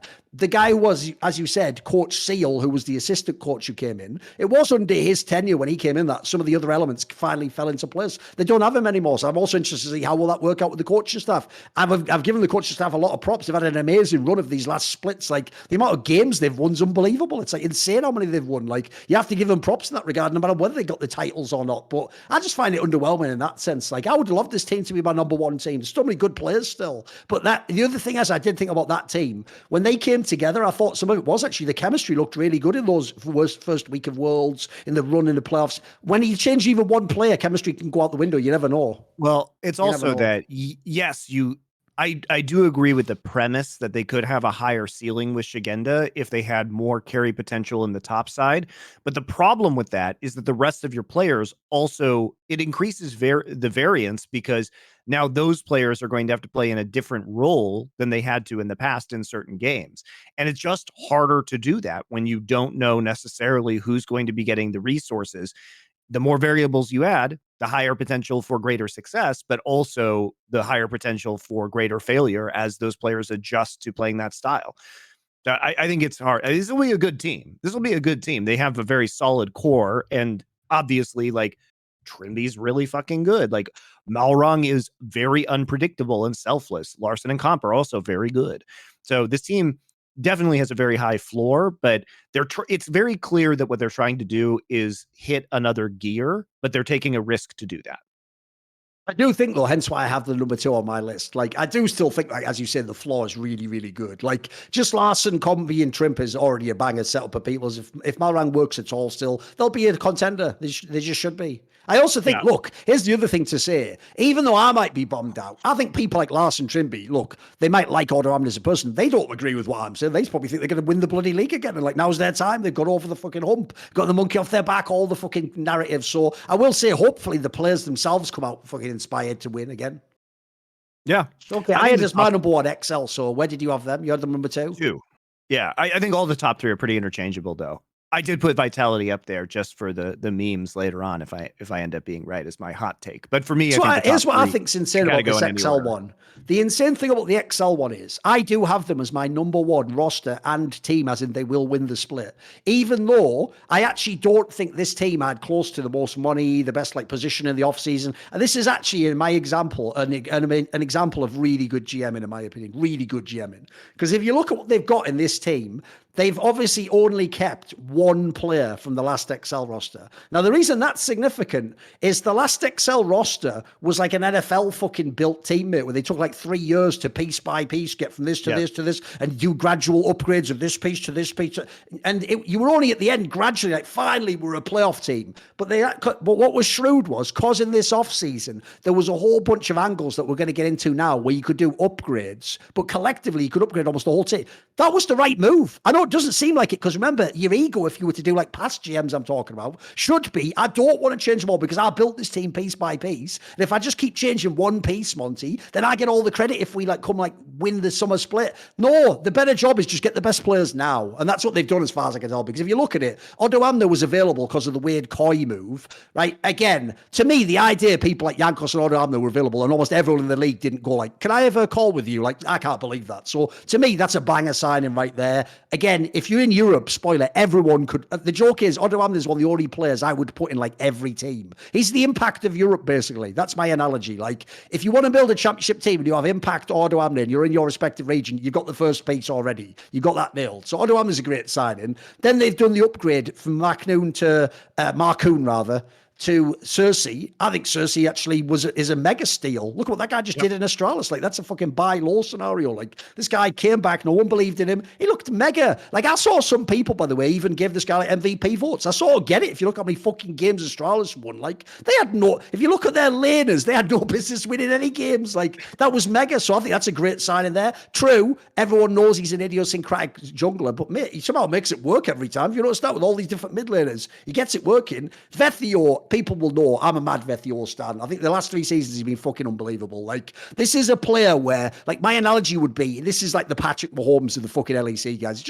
It's a slam dunk, obvious eye test. Like, 10 out of 10. If they're not the best player now, the question is, when are they going to be? Like, is it going to be next year? Is it going to be next split? Like, if it wasn't for the fact that Vethio was on those teams that weren't ever going to do within playoffs, maybe we already would consider him a contender to caps for like best player or whatever. It's just that the teams were always whacking playoffs. Then you look the bot lane, they kept Patrick the obvious best player anyway. And as you said from the G2 one, how they've stumbled into Targamas is beyond belief for me. Because here, I'll give you the analogy, guys. Think about this. Last year, everyone knows at the end of the year, Trimby was the shit, right? That was his second year.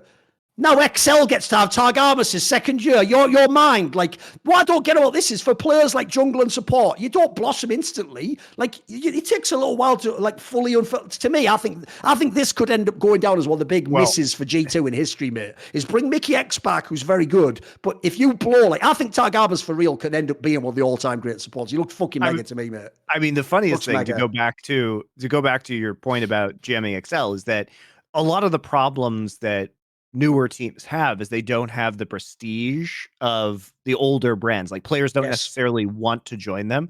But the thing about XL is that by slowly building up their roster and like increasing up and up in terms of the ranking, they made themselves over time a much more attractive destination, which then allowed them to pull off this coup of replacing 4 out of 5 of their players and it being an attractive destination for them. Now, they did spend money, but I think it's hilarious that G2 dropped Mickey X, and then XL just snapped him up, realizing that they were going to get good value out of this player who is now a free agent.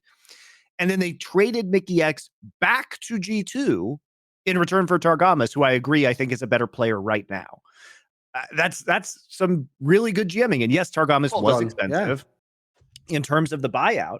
Now, VTO obviously is a player that they were able to grab at the dissolution of Misfits, but it's because they made themselves an attractive destination. You know, they kind of picked up a lot of the players that were either free or that other teams didn't want for various reasons, like Otawamne, like Targamas. I think Xerxes, probably Astralis couldn't afford to keep Xerxes.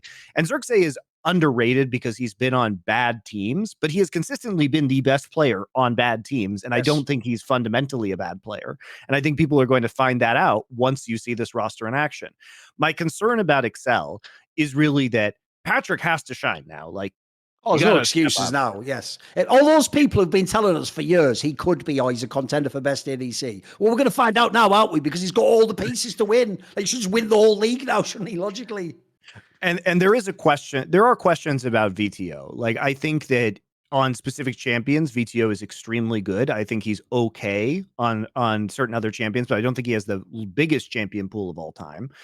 I also think he was an extremely resource intensive player. And just looking at this roster with players, you know, he's just not going to get the same amount of resources that he had on Misfits. That's just straight up true. And the question will be with VTO, was he getting all of those resources because he was the only win condition on Misfits and he was stepping up? Or was he getting all those resources because he needs all of those resources to function, which could make this team as a whole dysfunctional, if that makes sense? Now, it's true that they have a weak side top lane, so he's still going to get a lot of those resources, but they're going to play differently. And Xerxes in particular does tend to favor a more farming, resource heavy, intensive style of jungling. Like, you look at Xerxes' most famous games, like Karthus shit, you know?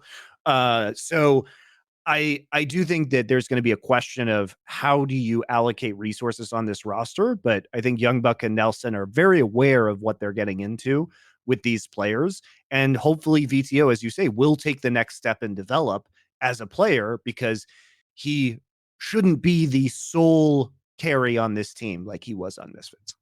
This is actually why, by the way, guys, I actually think each off-season is going to be very interesting for the next couple of years. Because one thing I've noticed in LEC in particular is there are literally moves that are being blocked purely by the status of how big people's names are. So the two roles that are a nightmare right now, if you're in the LEC, is mid lane and ADC. Because think about how well Vethio and Neon played last year.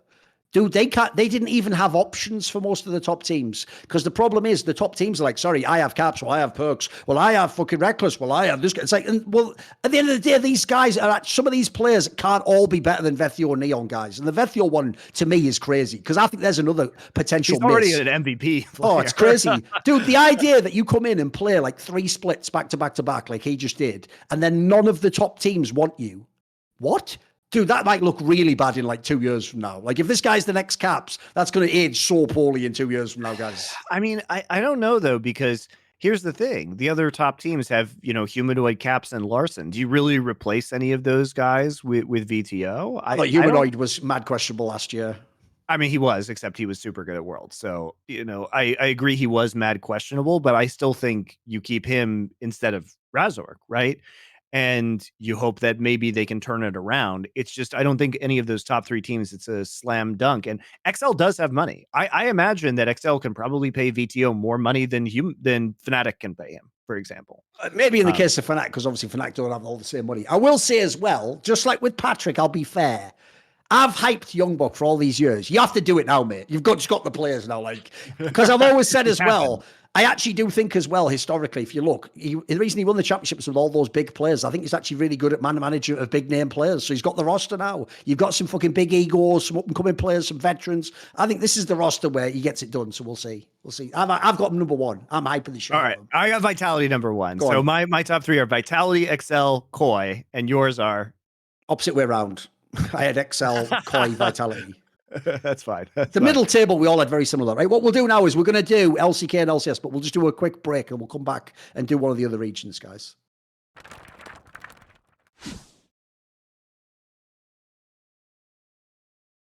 Right, we're back. We're going to do another region now, right? Your choice. Which do you want to do, LCK or LCS? Well, I figured because it's a wildly inconvenient time for LCS fans to watch this show live that we should do LCS right now. It's in the spirit of Right. LCS, I feel, Because to do obviously this this is at when Riot 10 actually thinks a.m. everyone Pacific. should enjoy LCS and LCS related Exactly. materials, right? Definitely none of you are at work right now. Do you know what's mad? Listening We to didn't this. do this, but we should have actually done this. I've realized now this is where we failed, Monty's, but I'll give the idea because in the future we will do stuff like this. What we should have done for real, Monty, because this would have been fucking amazing, is we should have actually done a skit about Riot changing the times like that. But here's who the character for the skit would be, because you'd love this. Even though normally in comedy I hate this character because actually it's a mega overblown character that most people in the South for the flyover are nothing like. You do it as like the ridiculous, like early 2000s, like if you don't love America, leave it. That sort of like guy with the like redneck, the fucking overalls. And the whole take is this, Monty, that he's like, my daddy didn't,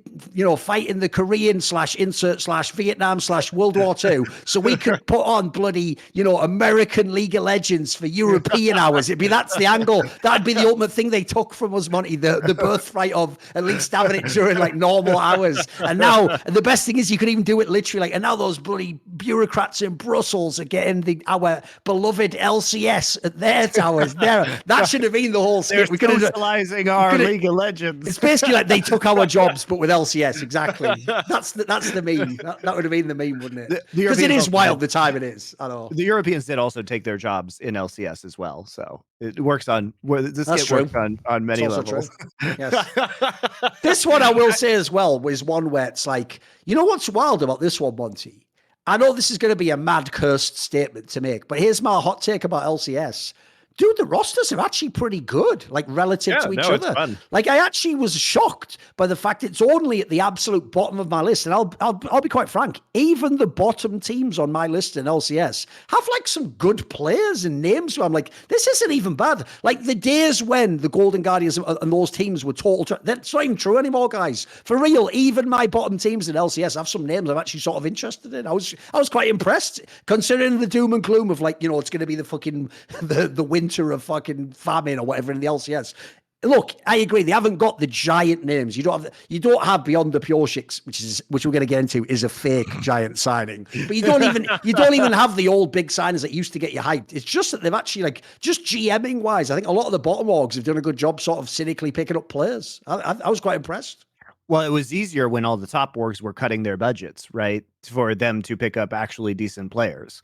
I agree that it does look like this is going to be a pretty fun season of LCS to watch, at least at the beginning, before they all turn to dog shit, as they inevitably do within LCS in North America, as time goes on. But from a purely equal competitive perspective, it does seem like even some of these bottom teams will be able to pull off the occasional upset and make it exciting. Now, will anybody who's American see those upsets? Probably not. That's not a thing that's going to happen. But at least the Europeans can enjoy them. You Europeans, or you people who happen to be able to watch while you're at work, those will be fun times for you. Speaking of watching while you're at work, if you're North American, this new time for Summoning Insight at 8 a.m. on Tuesdays, Pacific, 11 a.m. Eastern. What is it, 5 p.m. Central European time? Yeah, is the new time for Summoning Insight. Now, the reason we didn't actually go into this earlier, but the reason we're like Riot, we just also thought it was the best time. So there you go. That was the best time. It isn't really. The reason is because you're going to see with our content schedule for Last Free Nation that it makes a lot of sense. But unfortunately, guys, the brilliance of the last Summoning Insight. So let me explain why Summoning Insight was at the time it was. So it used to be at 11 a.m. Pacific on Mondays. And the reason why is because it was the off day for LCS. And by 11 a.m., most of the pro players and coaches were awake. And then it was later on after scrims and LEC ended, because you'll remember that LEC used to be Friday, Saturday. So Sunday was their day off. So they would scrim on Mondays. So we could get guests from LCS on their day off during the day. And we could get guests from LEC on after their scrims at night. Now that they moved the days, LCS will be scrimming on Tuesdays and LEC will be off on Tuesdays because their last day is Monday. So what this means is that we probably will have fewer guests because we can't have LCS guests now, basically, unless they're willing to wake up at 8 a.m. on a day that they're going to be scrimming. But we can have LEC guests, and we can potentially have other guests from other regions. But this is going to be the new schedule. It kind of sucks. We'll have fewer guests as a result, or we may have some guests that are more recurring guests on a frequent basis. So that's what's going on with SI this year. Oh, good though. Without revealing too much, well, you'll soon see. But basically, Monty will be watching way more League of Legends than even past years. So we'll just make it more our fucking report and all the interesting angles. And we'll be actually, in some ways, we can even bring back some of the old school flavor of some of the insights. If you remember, one of the things that I thought made some of the insights super unique is back in the day, we did used to, I mean, back then you only had to watch Korea, Europe, and North America. We used to just watch all the games. So me and you used to talk about every league the same week. So the premise is we can bring some of that flavor back. It's going to be way easier for Monty to say, like, let's do an LPL episode. And I'll just watch all the fucking big games that week. Yeah. Yeah. So basically, guys, I'm going to be filling a new role in the League of Legends universe, which is curation. I'm going to be the curator of professional LoL, which I used to be with the Countdown of MonteCristo, if you guys remember those shows. But the fundamental problem right now is that nobody is watching all of the high-level games who's a content creator, because everyone else is co-streaming either LCK or LPL. And it's very difficult to watch all of the good games because those people are spending their time watching the bad games in LEC, LCS, LCK, and LPL, right? Depending on what you do. So the premise is I am going to skip all of the crap games, because remember, it is actually physically impossible to watch all of the League of Legends of the world, no matter who you are. And I'm only going to watch the good games. And I'm going to be doing that on my stream, doing VOD reviews. So it will be curating all of the good games and that kind of content. So that's what we're going to do. But let's get on to the LCS. Do we both have TSM at 10th place, if for the lulz, if nothing else? You don't? Oh my God. maybe I'm overhyping TSM. I don't know. But here's the thing. I don't actually think TSM's roster is that bad. Like, I don't put it this way. I do have them at 9th, but I didn't have them in 10th. No. Okay. I have its 10th Immortals. Even though by the way, this is why I'm saying I actually think this is a pretty hard fucking split. Because when I look at the Immortals team, they have a few players I like, actually. A few players I think are sort of like slightly underrated. But I do think overall, the difference is, for me, the bottom three teams, clearly to me, is Immortals, TSM, Golden Guardians. And so for this one, I just think that, like, I just think this has the lowest floor. Like, I could see all these players. I don't know who the exceptional players on this team. By the way, spoiler though, at least Tactical has had the full market correction. He is where he deserves to be now. He can play an LCS. I'm okay with that. You don't have to run him out of town completely, but this is the team you're allowed to play for. Not anyone good. You can just play for this team. I think Tactical is the weak link that you have on this roster. I think we know exactly what he is. So here's my argument for why. Where did you have them though? Where do you have Immortals? 9th. Here's why. Oh, you have them 9th anyway. Fair enough. Okay. Here's my argument for why they deserve to be 9th place. At the end of last year, they got really screwed because their GM left at the same time that their coach did. Right. So Immortals was in a really rough position in the offseason, which caused them to have a roster that maybe was pretty suboptimal because they were scrambling to put it together. And Giotto really was, I think, the core of this team before he went out off to Team Liquid. Obviously, he very deliberately brought in Xerxes and Destiny, and they weren't able to really put together a cohesive roster that made a lot of sense after that. And they were struggling in terms of finding a coach, leadership within the team. Revenge kind of became the GM of that team in a weird way. And they did make some moves that made sense. So, for example, they got Kenvi, who is a player that had a lot of promise. I think he had some rough games as a rookie, but that's to be expected. Revenge is pretty good as a top laner. He's certainly not bottom in his role within, I think he's probably mid-tier in his role within LCS as a whole. Blaze Olive had some good games and some carry games, and I think has a pretty high floor as far as LCS performance goes. So the question for me really is Tactical and Fleshy in the bot lane, I have never been enamored with Tactical as a player, and I don't know much about this fleshy guy, but Immortals having stability through the offseason, having time to develop Kenvi more, I think is going to be really important. And you also have to remember that Immortals, in spite of their record, they won games that they just threw basically at the end. If you remember, their record should have been better last year than it actually was. The lineup underperformed for sure, yeah. Yeah, but I mean, they would get really good advantages and then just completely choke away those leads. I don't think that happens again. I think this is going to be a more stable team coming into this year. And unfortunately for them, the parity of the rest of the league has gone up. And I think that they will be competitive and they will surprise people with some upsets. I think this roster is okay. So I think TSM's roster is worse. I think Solo is a stopgap player. I don't even know who this Boogie guy is. I know he played on like Flash Wolves back in the day, but he's been, kind of languishing in LLA for a while. So is this a savvy pickup or is it a budget pickup? Neo's a fine player. Maple is okay at this point in a career. It does pain me that a player that it has been so good historically is kind of relegated to this position on the roster. I guess he did play with Boogie on Flash Wolves. No, I guess they did never overlapped, I think. No, I think you're right. I think maybe the season they never when he overlapped. just left to LPL was when that guy joined Flash Wolves. Yeah, so they actually don't have any synergy, so it's even kind of more confusing. But obviously, Maple would have known through some of his former teammates and connections at Flash Wolves about the potential of this guy. But TSM's clearly going budget, and I think that this roster does look like it kind of has the lowest upside of any of these LCS teams.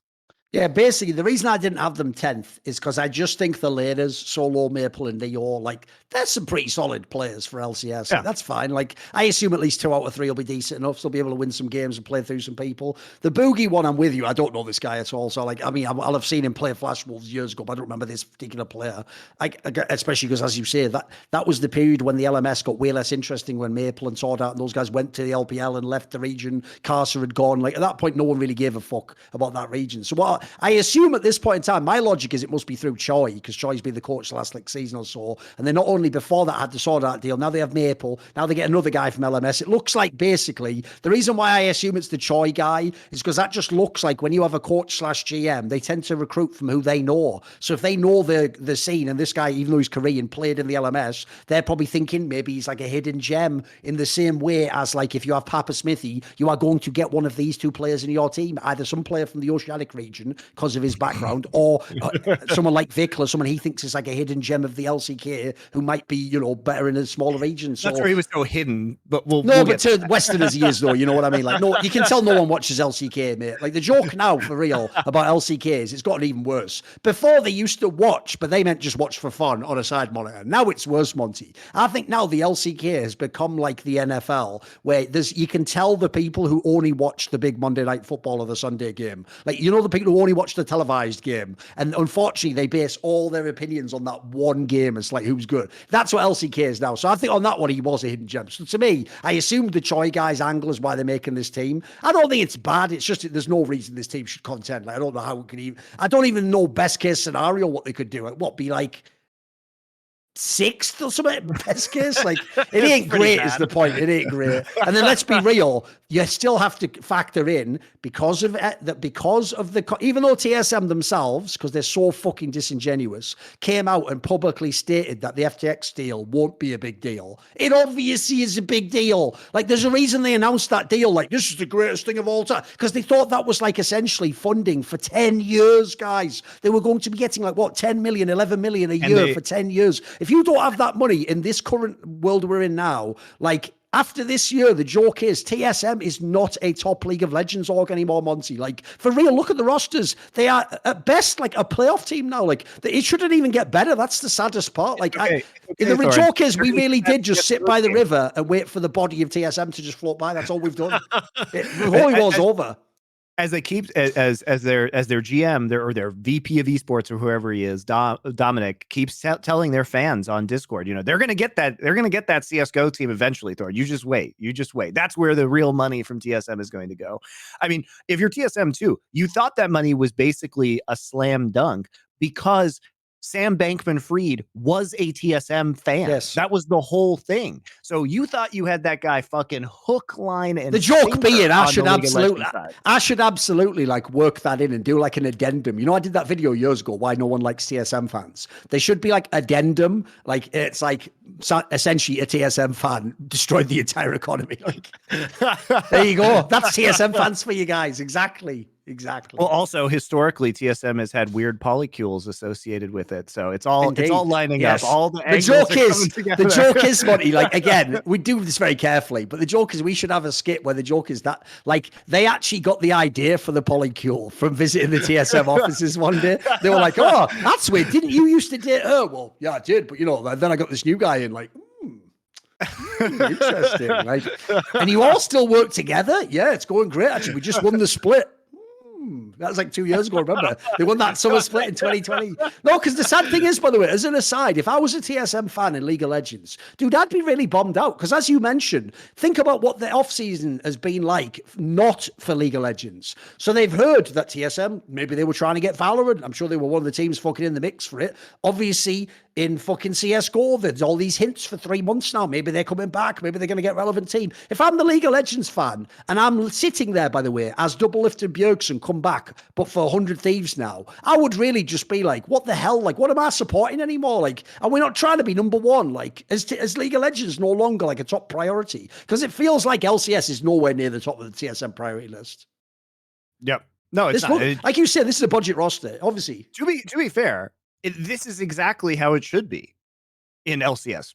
You have a declining, literally, you have a declining product in terms of viewership that's just been moved to a time slot that is clearly designed to maximize viewership. But is that viewership North American? No, because Riot says we can get better numbers by having Europeans watch this league because there aren't Americans on the West Coast who are going to watch this product. Even the ones on the East Coast that put all the best games at the start of the day at 3 p.m. on the East Coast of America. So it's even hard for those people to watch the most hype matches. But they think that this is going to be better for the overall viewership. Now, what's the knock-on result of that? Well, by the way, guys, I tweeted this, but we've already seen what's going to happen because they released the co-streaming applications. And within that co-streaming application was a little nugget because they said, here are the categories that our co-streamers cannot compete with of their own sponsors. And you know what wasn't in there? Well, insurance wasn't in there and beer wasn't in there. Which means that State Farm, who has been sponsoring LCS for 5-6 years now, they're out the door. Nice. And Bud Light, also out the door. What do these things have in common? Oh, they have a primary interest in the American market. Because when these sponsors hear, oh, well, over half of our audience is European, what the fuck is the point of sponsoring LCS? And for those of you guys who think, oh, well, they'll just switch to a global sponsor like Coca-Cola. The viewership on LCS is not big enough to even tap into global marketing budgets like that. Especially when it's on the decline. This might sound weird and counterintuitive to a fan, but one of the weird things you discover when you go into the world of trying to get big sponsorships is there are actually chasms that are really counterintuitive. Like as Monty's saying here, even if Coca-Cola said to you, oh, we'd love to work with you, when they found out your numbers are as low as they are, the joke is they're actually going to say, oh, you're actually not big enough for us to give you as much money as we want, because we only want like a $10 million deal, and your deal's worth like 200K or something. You know, well, I'm exaggerating, but you get that point. Like the point is to them that's small fry. They're not going to waste their time with that. So unfortunately, if you're going to do the giant ones that you're referring to, you need to basically hit some big metrics. Because the idea is they want to do a couple of giant deals across massive spaces. And so at the moment, LCS just wouldn't qualify for that, guys. I know it sounds counterintuitive, like you can sort of be too good, but not good enough for the next level. But that is where they're at the moment. Yeah, it would have to be part of a package that would include like all of the leagues, like worlds and shit or something. Yes, it would be like everything. By the way, we've actually got. Are you ready, Monty? We'll put it this way. I haven't got the tech for it yet, but maybe we'll get some like shitty old kit, and I'll have one of those things like they used to have in London with the like switches, like switch it, putting you through now, like because basically breaking news, Monty, it's coming through on the wires. The LCS has actually changed the start times, and they will be shifting the start time to 2 p.m. Pacific time for Thursdays and Fridays. If you look in the chat there, that news just came out now. They've actually changed the start time for LCS. Oh, really? Just look in the group chat there. Just happened as we're live now. That's why I did the little breaking news thing. There you go. Oh my God. Interesting. The only thing Actually, I don't like is my this. life a fuck ton better. They had the fucking audacity, Monty. Oh, the gall that they have, as usual at Riot Games, to dare to open it with this sentence. LCS fans, we hear you and appreciate the feedback. Fuck you. Actually, fuck. Bro, you don't ever listen to our feedback. You don't appreciate it. And as we pointed out on that State of LOL episode, which is on this channel, the joke about Riot is a bit like Valve. Game devs are so annoying that if you tell them, like, oh, there's a problem with your game, but here's a really good solution, they'll almost like go, right, well, I'm going to make sure that's the only solution I never implement because you said it, but not me. That's almost like how game devs even are. So it's just so disingenuous to be like, we thank you for your feedback. Like, there's no way. You guys may have not watched the Four Horsemen on the State of LOL, but I talk about kind of U.S. populations. I actually thought that this was the time slot on the weekday they would do, which is 2 p.m. Pacific. Okay. Because you still hit, that's 10 p.m. Central European time, so you can still get the best matches before midnight. Gamers are up late anyway. Like, let's be real. But the thing is, and as I said, it makes sense to sacrifice West Coast population because West Coast population is a very small part of U.S. population. 75% of people in America live in the central or eastern time zones. That means 25%. It's like 17% of people live in the Pacific time zone. So, frankly, I would say fuck California in favor of all of Europe where there are 300 million people. I think it makes sense. So I actually think this time slot is where I would have personally put it if I was in charge of doing it on those days, especially considering they're front loading the schedule, because on the East Coast, it's 5 p.m. Totally reasonable. Europe, still watchable, 10 p.m. That's fine. So I think it's a good change. It's a good change, and this is the slot I would have used. Does it still fuck the live audience and people on the West Coast? Yes, but that's okay. That's a worthwhile shift. If we look back in, we were talking about TSM there. So the other thing I'll say is this.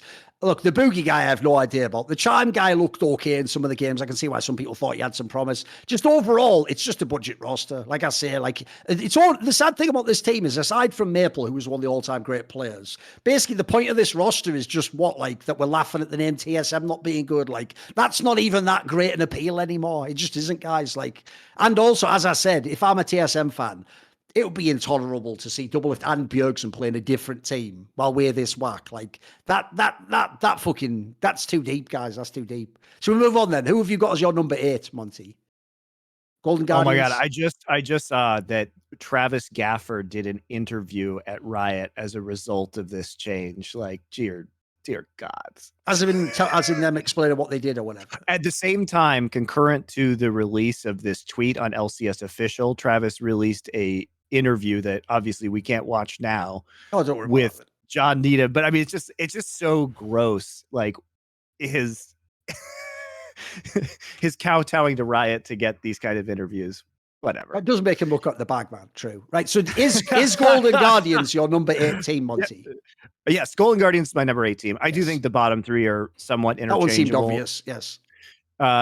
Look, I have long been a gory questioner. I think he was mad overrated when he was on Nongshim Red Force, even though a lot of people loved him.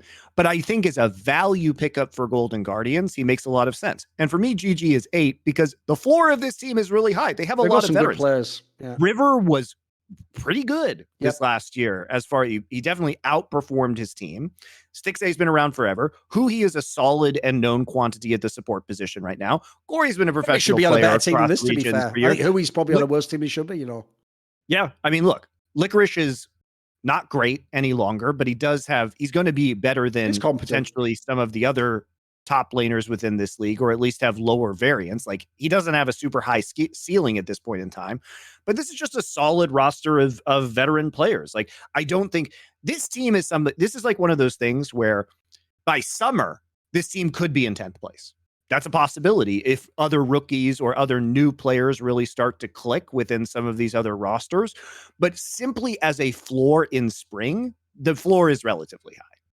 Yeah, the reason why this was my number 8 team clearly for me is because, as you say, I actually think in terms of names and like actual players, it's not a bad set of players. Like, I think the floor's very good. There's no glaring weaknesses that should be terrible.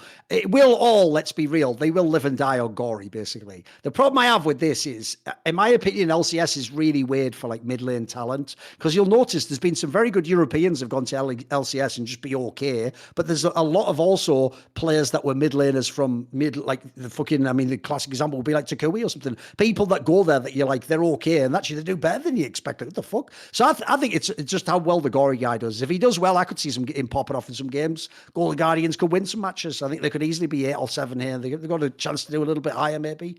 So yeah, I've got them as my number 8. I also think you have to look at Gory in relation to the rest of the league in terms of mid laners, and he's probably better than most of the other mid laners. Mid lane's a pretty weak position nowadays. It's pretty weak. Like, are we really going to say that Gory is not better than? I mean, I think he's probably better than Palafox, Bjergsen, Diplex, Jensen, Ablaze Olive, Harry, and Maple. So maybe he's already a top 3 mid. Yeah, I mean that's a pretty good sign. I'll at least put it this way, I'll at least give him the chance that he could smash, because obviously, like, he was playing a much higher standard of play in LCK. Right, for my number 7, I have CLG. You have him higher? I have CLG. Oh, I have CLG as well. Okay.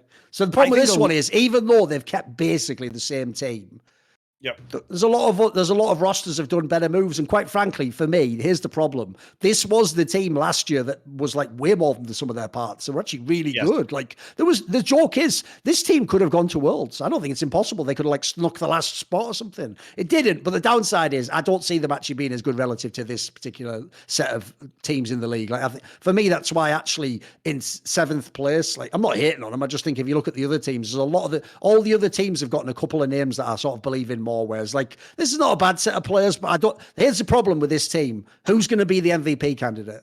That would be my question. You know what I mean? They don't have the big carry, in my opinion. Luger is probably the closest that you would have, right? But I think the problem with CLG is that, yes, they were more than the sum of their parts. I think a lot of that, you have to give credit to ThinkCard and the coaching staff that CLG had and the support staff they put around. They really changed a lot when it came. I mean, they swapped out their GM as well. They made a lot of support staff changes. I know from behind the scenes that CLG invested a lot more in their support staff and their coaching staff last year, and I think that was very fruitful for them. Is CLG a team that has to work with a smaller budget, Monty? Is that why they go for these like NA and lesser names? Yeah. They don't seem to go for the big name, right?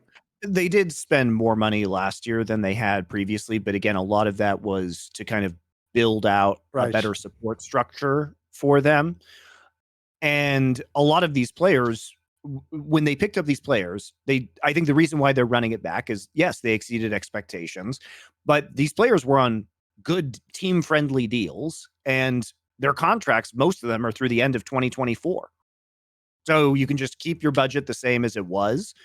Think you might be able to have a decent performance. The problem is that a lot of other teams are a lot better. And I think CLG massively benefited from the fact that there were a few good teams in LCS last year, and then the rest of them were just absolutely god-awful terrible. And they just benefited off of that.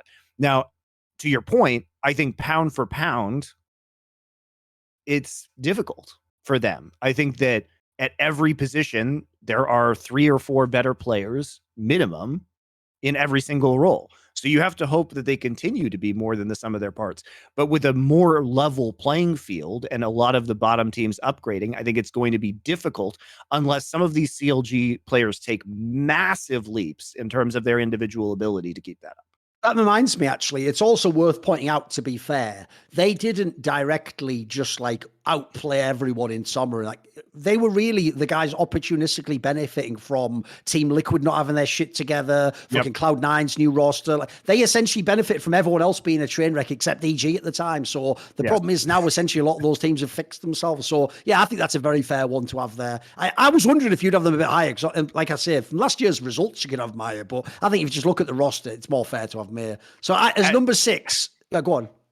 I just say, as a rule, it's really hard for me to put a team rated top when I can justify none of their players being top 3 in there. Yes. as a general rule in the game, even though people might think we're just being star focus in this sense, if you notice, I always will do roster evaluation like that. Like if you have a massive name that is a good player now who can be an MVP candidate, I already have a sense of how you can play, how you can win, what chances you have to match up. Like if you don't have any of those aspects, like think of some of the old XL lineups. Like they used to be in the same spot. They never had anywhere except for Patrick, who was like the fourth best ADC. That was like their best player. Like you can't say that team's going to win. Like you'd have to know something about how they'd magically synergize and what they do in the draft that you can't possibly guess. So the question is this: at number 6, I have Dignitas. Who do you have? Cloud9. Right, I have Cloud9 a little bit higher than that. So why do you have Cloud9 there? Don't believe in this squad? Because obviously all they've done is change out the mid laner. So it's just no Jensen. We've got Diplex now, and Mithy's now the proper coach. So why is this team lower down for you?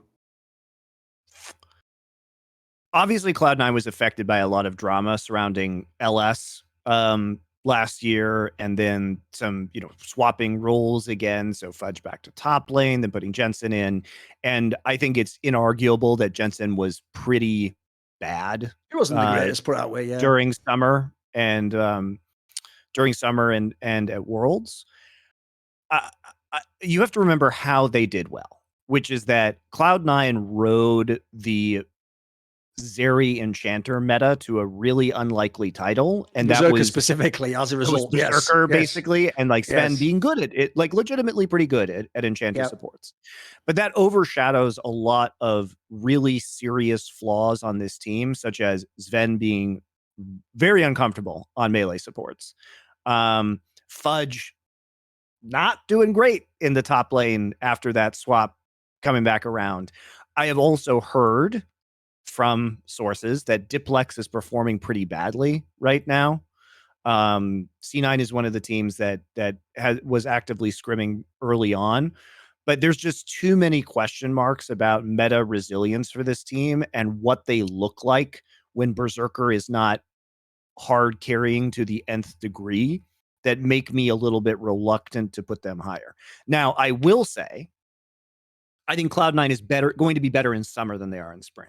I think that there's still a learning curve for Sven at support across certain, getting his champion pool bigger and becoming comfortable in that role. But he's a grinder, and I have confidence that he's going to do it. And likewise, I think Fudge needs more time, or at least needed more time by Worlds to get comfortable in the top lane again. So I think this team struggles in spring and does better in summer. That's what I think.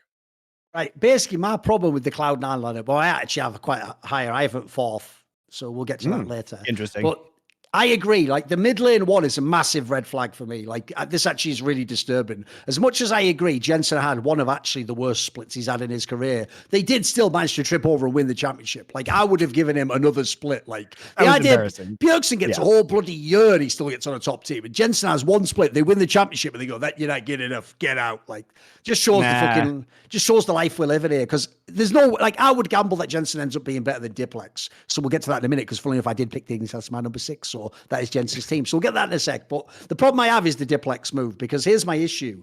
I wasn't even hearing hype about this guy from the ERLs. Like that's disturbing to me, guys. Like if you're going to sign a player like this, you're signing him, in my opinion, hoping he's the next Vethio, that he's just going to come out and be an absolute stud. And the joke is he's going to be who Jensen was, but in like a year or 6 months or a split in. I don't think that's the case. Like to me, the best case scenario for this guy is like sort of like what Takui was. Like, yeah, like pretty good player for LCS, but not like MVP, like not the best player. Like so I was a bit worried about that move, because I think mid lane does run the fucking show in LCS. Like if your mid lane is bad, you're not going to win the championship. So the rest of the team isn't bad, but I also think the rest of the team may be slightly overrated. Like I agree with you. Ever since Fudge went to mid lane for that weird LS team where he was going to play like supports or whatever the fuck, when he went back to top lane, it's never been that good. And I thought internationally he looked quite whack, quite frankly. I thought he's never lived up to the grade. So I'm not that sure that Fudge is that great a player anymore in LCS. Look, in LCS he's good, but he's not going to be a top. I don't think he'll be the best top laner. Barber's very good, given that still. Don't know how he'll work with Diplex, we'll see. And then the bot lane's still very good. So the problem I have is I have him at 4th. Like, I don't think they're going to win LCS, but you have them at 6, so you're saying definitely not. But I think if Diplex doesn't work out, which I doubt he does, I just think you just end up being like a good but not great team. I don't know why this team will be number 1. Because the problem as well, like we've alluded to, I don't think there's going to be a scenario as extreme as you can just play front to back team fights and pick Zeri every fucking time and have the Berserker carry the game. Like that was a very unique. Meta? That was quite a unique meta. Yeah, but you're not going to get it for the whole year. Is the point? Like that guy can't just 1v9 the game for you, guy. He can't. Come on. Yeah, I think, well, look, here's the other world, Thorin. There is a world, like, first off, AD carries are very strong right now, and you can play Zeri Yumi right now. And as far as we can tell, with some of the patch notes that have been released, there are going to be some pretty serious buffs to certain AD carry items that may make it very good to be an AD carry. So that's why I'm not counting Cloud9 out totally, but I do think that either this team is going to be kind of underwhelming in spring and power up during summer as they get accustomed to these changes that they've made, or they're just going to replace Diplex for summer, right? Like that would also be the easiest switch of all time. Like if I were them, what I would do is I would sit back and I would watch LEC and I would just take the best mid laner that isn't on a team that's going to go to Worlds, basically. Like, look, Cloud9 makes aggressive moves. Like we don't have to worry about Cloud9 being aggressive in terms of their moves. Where did you have Dignitas, by the way? Where did you have them? I have them at 5th. So what was your Dignitas reason? And then we'll do that. I think this is a team that will be good out of the gate because of their veteran players, and then they're going to suck in summer. That's my theory.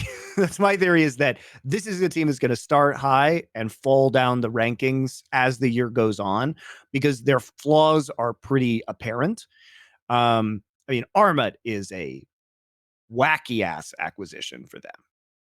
Armut is a fine player, but his champion pool has always been an issue.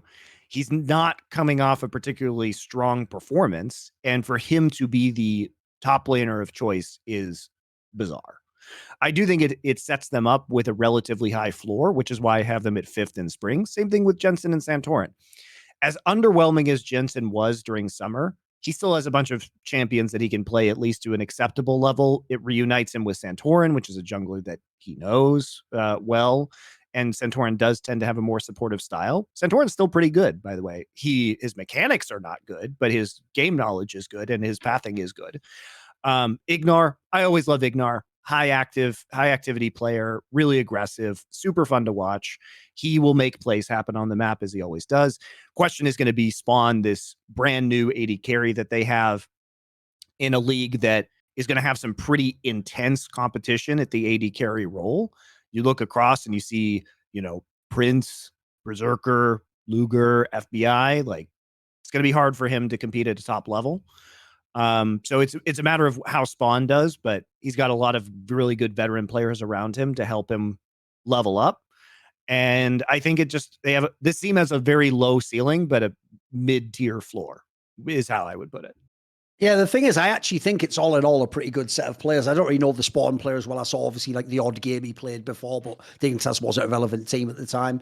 The key thing for me with this lineup is, like, I don't think it can be a championship team. That's too far. But I do think there's a world where if everything came together, they could be like 3rd or 4th. Like if that was the best case scenario, if it all came, like Jensen, I expect will be better. This is a second split back.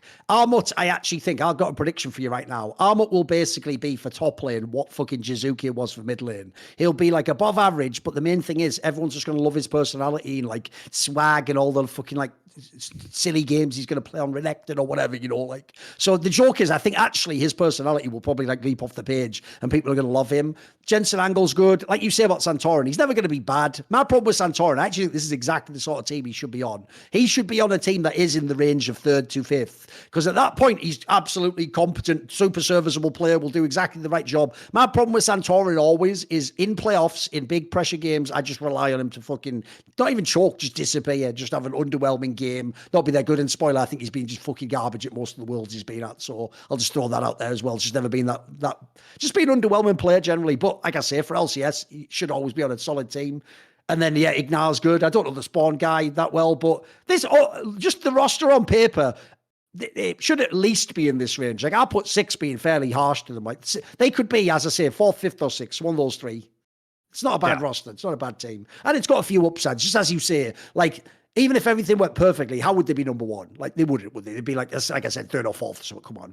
I also just see this roster and the veteran players in this roster. This is a team that I don't think is going to be particularly motivated to win. Like I just don't. Who's the fucking fire on this team? You know what I mean? Jensen just kind of came back and phoned it in. Frankly, on Cloud9, his champion pool was super small and he looked pretty uncomfortable.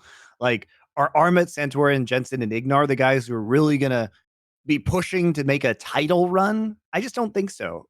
There's not a real, I would say, grinder on this roster. They're all just kind of on the downswing of their careers. And I think this will be a exercise in being a mid-table team that's collecting paychecks.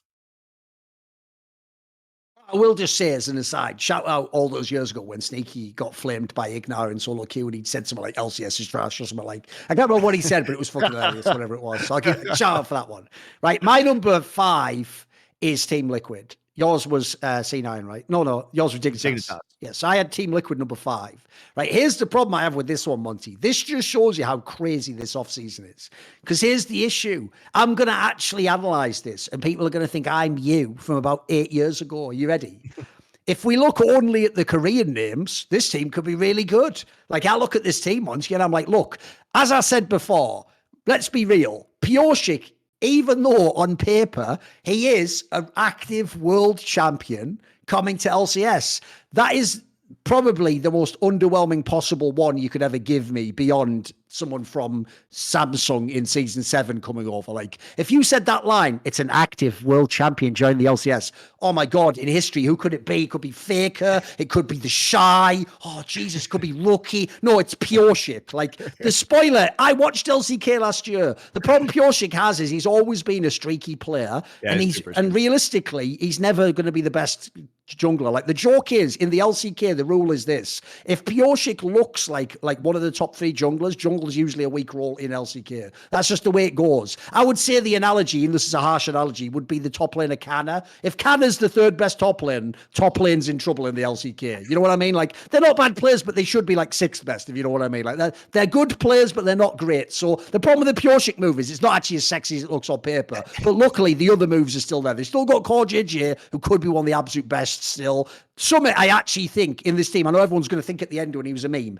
Before that, he was the MVP justifiably. He was absolutely smurfing and stomping everyone. Like, the difference is this. The Koreans could be really good. I just personally think, I have no idea why those other 2 players in this team, Harry and Yon, like, I think that is a crazy gamble, and I'm not that up on it. So I have them, as I say, in number 5. That's why I think there's some strengths, some weaknesses. I don't know why this would be number 1. So you give me your take. Where have you got number 4? I have Team Liquid as 4th. Okay, go. Which is also hilarious for the memes historically, right? If you're a boomer League of Legends fan. The problem with Pioshik is that there's the rule of inverse power of Pioshik, whereas if he has a bad team, he's the best player on that team. Right. If he has a good team, he's the worst player on that team for whatever reason. And people will look at the Worlds run, but Pioshik did play pretty well, and obviously very famous for his Kindred play. He does have some interesting pocket picks. He can play some of these carry junglers, but this team, it has so many question marks surrounding it. First off, okay, well, Summit's back. Well, he was the MVP of a split on Cloud9, and then he absolutely fell off a cliff and ended up going to China for a while. On paper, very strong player, right? We know what his potential can be, but he's got a lot of pride. But it's weird, Monty, if I would ask you this, wouldn't it be implied this is a player who might be difficult to work with, challenging, it was implied, because I know what you mean. The red flag to me isn't even how he played in Cloud9 at the end. It's that the implication was he sort of was just like, fuck it, I don't care anymore. And they were like, well, we'll ship you off out of the continent. Like, that ain't a great sign. I'm back, guys. Like, why are you back? I think Summit, his position is also understandable. Like, you can say he was very difficult and stubborn, but the other thing is he signed up to be on this LS-led roster that then went to shit internally at Cloud9, and even then he was having mad hard carry performance games, and he was terrible in the LCS playoffs, but he was good for most of the season. And I don't think, I think he had motivation issues, but I think his motivation issues were understandable. There's also a like, difference. am I off base here? I don't even think he just played bad in playoffs, dude. He almost looked like he ran it down. Oh, he was running it. You know what I mean? Yeah, it looked like he had a couple of games, especially in lower bracket, where he was like, "Fuck it, who cares anymore?" Just flip the table. You know what I mean? Yeah. But there's also a difference between the roster he had on Cloud9 and the roster he has right now. Like, that's true. To me, the Core JJ angle's your best case. Like, hopefully he reins him in, right? First off, you go from playing with Berserker. You're basically playing with a bunch of Korean rookies, right? Now your coach is fucking Marin. You have a world champion, a reigning world champion jungler, and you have a world champion support player in Core JJ. Like, I think his respect for the coaching staff, like, he went from LS getting, leaving the team and then having to listen to Max Waldo, which, like, regardless of what you think of Max Waldo, no slight on him. Korean culture is Max Waldo was much younger than him. There's not mandatory respect there. Let's put it that way.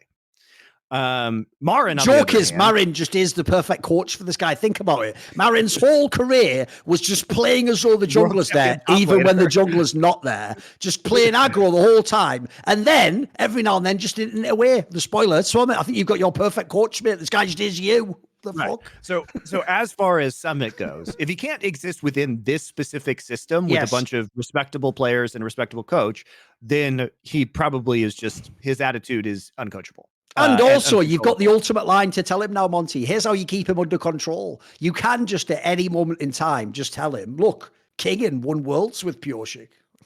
That's the ultimate troll needle from the coach, isn't it? Like, you cocksucker.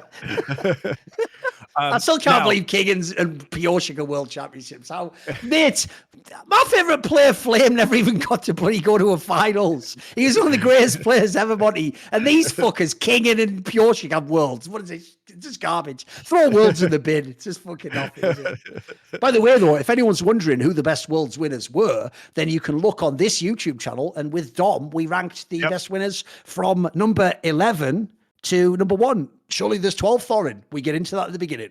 There you go. There you go. So the other thing is Marin, Marin has the question marks to this. As you say, Yon and Harry at the professional level, big question marks. I'm missing something. Here's the problem.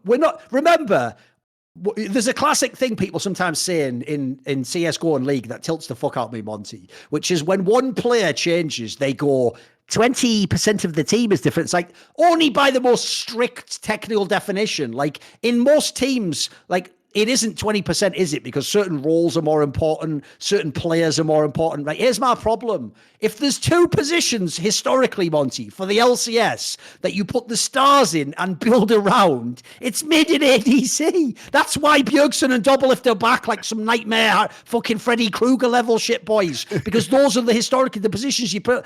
Team Liquid's got, that's where the rookies are. That's where the nobodies are. Though. So if they can win, look, I'll give them mad props. They know they'll have figured the game out. I don't think this team can win, mate. Come on. It's a couple of new players. And again, even in Marin's case, this guy has never coached before, and he's coming off of a multi-year break trying to get back into the professional level. He hasn't done anything since 2018. Who is this guy? MonteCristo just like fucking disappearing and coming back into League of Legends? But this team has so if you look on his Gamepedia, for real, Marin actually is the inventor of like that shit haircut that I had that all the Zoomers have, the bossing cut. He actually is the inventor. Look, he's got like the fucking patient zero of that haircut. Have you seen it? He's got that thing that's like the poodle on your head there. No way. So it's not that he hasn't been, peripherally involved in League of Legends during this time, and certainly people with long breaks in the professional scene for their military service, like Score, just came back as a first-time head coach for Gen G and turned in a very successful coaching performance, in my opinion. Entirely on brand, of course. What, just like choking? Just losing game 5 in the semis of Worlds where he's supposed to. The joke is, even his coaching career is equally cursed now, isn't it? I don't know. So sick. So sick. But anyway, too many question marks. I still think this is going to be a good roster, and it must be great for Summit because Summit knows he's going to get all the fucking resources in this team, right? So he's 100% getting played through here. Yeah, of course. Yeah, but also top lane not that great in NA. Nope. You might be able to just feast out of the top lane. I could easily see him smurfing, yeah. We've seen a lot of carry top laners in the LPL being played these days, so it seems like it could be a fun time for Summit. I think Team Liquid. Here's the problem, though. This is another team that's going to start low and end the year a lot higher. The problem is this, Monty.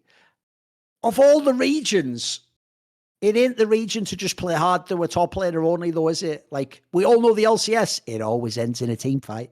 So even if he's 8-7-8-1-4, at some point they're going to meet in that team fight in the mid lane. And if his ADC in mid lane do nothing, and the others are Jensen and Bjergsen and all these other players, then you're going to have problems. So I'm with you. The problem is the ceiling isn't as high, I don't think, for this team. Even though they've got some very good players, like I say. They've got some that are they could go up in summer, but I think it's a lot to expect them to be more than what I have them 4th place. Here's what's sad as well. This is where I actually do get sad when people like Freak leave the scene. Because I know that this is where Freak would have come out with some like amazing take that like Pure will be MVP of the league or something, you know, like I know he would just have some absolute goated take like that. And sadly, I won't get it now. Now we'll just get whatever. Oh, they have fuck all, do they? They have nothing now. They don't have DoorDash as a sponsor. They don't even have Dash as a fucking host. They have nothing. They have absolutely nothing whatsoever. Nothing going on. Nothing, there's nothing, no dashes whatsoever. Right. What about obviously the joke is that Riot replaced Dash with all of the dashes they add to every champion in League of Legends. So they just have too many dashes now. They couldn't afford the one on LCS. Exactly. Someone said there's too many. Someone said there's too many dashes in League of Legends, and someone at Riot HQ got confused and took the fucking host off the. Yeah, exactly. We had some there. We're workshopping some of there. We're getting some. It's close. You guys almost saw what Flashpoint was like there with the skits. That's how we came up with them. So okay, right after them, I had them number 5. I have C9 as my number 4. So we're up to number 3 now, right? We're up to number 3. So I have as number 3. Are you ready? I have number 300 Thieves. Me too. Because here's the thing, even though I know what's funny is I think there's 2 angles people are going to go on this, and they're going to be wrong on both. They're either going to go, they're all washed, who cares, and think they'll be terrible and think they'll be like 7th. I have them number 3. Or people are going to go the other way and go, it's Bjergsen and Doublelift, man. Since they have won championships in the past, something cargo cult, they will win this time. Like, I think both of those takes are so stupid, it's dumb. Because the answer to me is obviously in the middle. Like, between the two of them, I know Bjergsen didn't play great that year, but just like Jensen, I expect eventually he's going to get better and come close, something up. Even if he's 85% of old Bjergsen, that will be one of the best players in the league. Doublelift, quite frankly, if there's any player I have actually now tested with a control group, can take splits off and come back and be really good again. And spoiler, never was the guy ever in LCS era who grinded the whole time and was good from match 1 to the last match to the playoffs. Anyway, he's always the guy who got his shit together during the split, got better and better as the playoffs went on, and then won the play. So the point is, with those 2 players alone, eventually those will be 2 of the better players in the league. And then you look at the rest of the players, Tenacity was already not a bad player. He's a canny enough player when he's on the other teams. Closer is actually... I think he's a little bit of a coin flip, but he is a stud when the coin goes on the right side. He can definitely carry the fuck out some gears. I don't know the Busio guy, and obviously that Cass guy comes from Mad Lions, who's an assistant coach. So I just think all in all, it's a pretty good, that's why I have him 3rd, Monty. It's a pretty good roster. It's got some good pieces. I expect them sort of mature into a good team as the year goes on, but I don't think they're number 1, and I don't think they'll be bad. I think they'll just be good. You know? Yeah. I think why I have them 3 is to me, they're very similar to Dignitas in that the floor of this team is relatively stable with closer Bjergsen and Doublelift, but I think they have a higher ceiling because they have more motivation to do well. I mean, when you have younger players like Tenacity and Busio, that those are players that can actually like instill some potential like drive and fire into this team to perform, because they're going to be making their debuts as starters within the league for the first time ever. I also like the fact that if Doublelift decides to slack off, we know they have Unforgiven on the bench.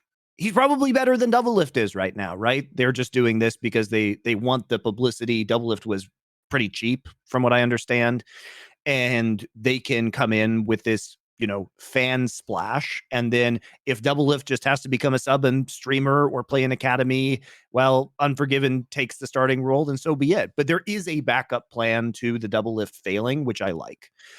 As for Busio, I know that Tenacity and Busio are players that Papa Smithy spent a lot of time developing over the years. And Busio used to be a mid laner that Papa Smithy and the coaching staff of 100 Thieves convinced to be a support, because basically good mids will always be imports in the LCS, and there's a lack of good support players in general, but especially American support players. And so he provides much more value in that role. So they spend a lot of time training him to be a support player. And I'm very excited to see what he does. I am a little bit concerned about Doublelift's personality with a rookie support player. It seems like that could be a pretty hot bed of conflict potentially. But again, they can just get rid of Doublelift at any time if he doesn't fall in line. There is somebody waiting on the bench in order to take his spot.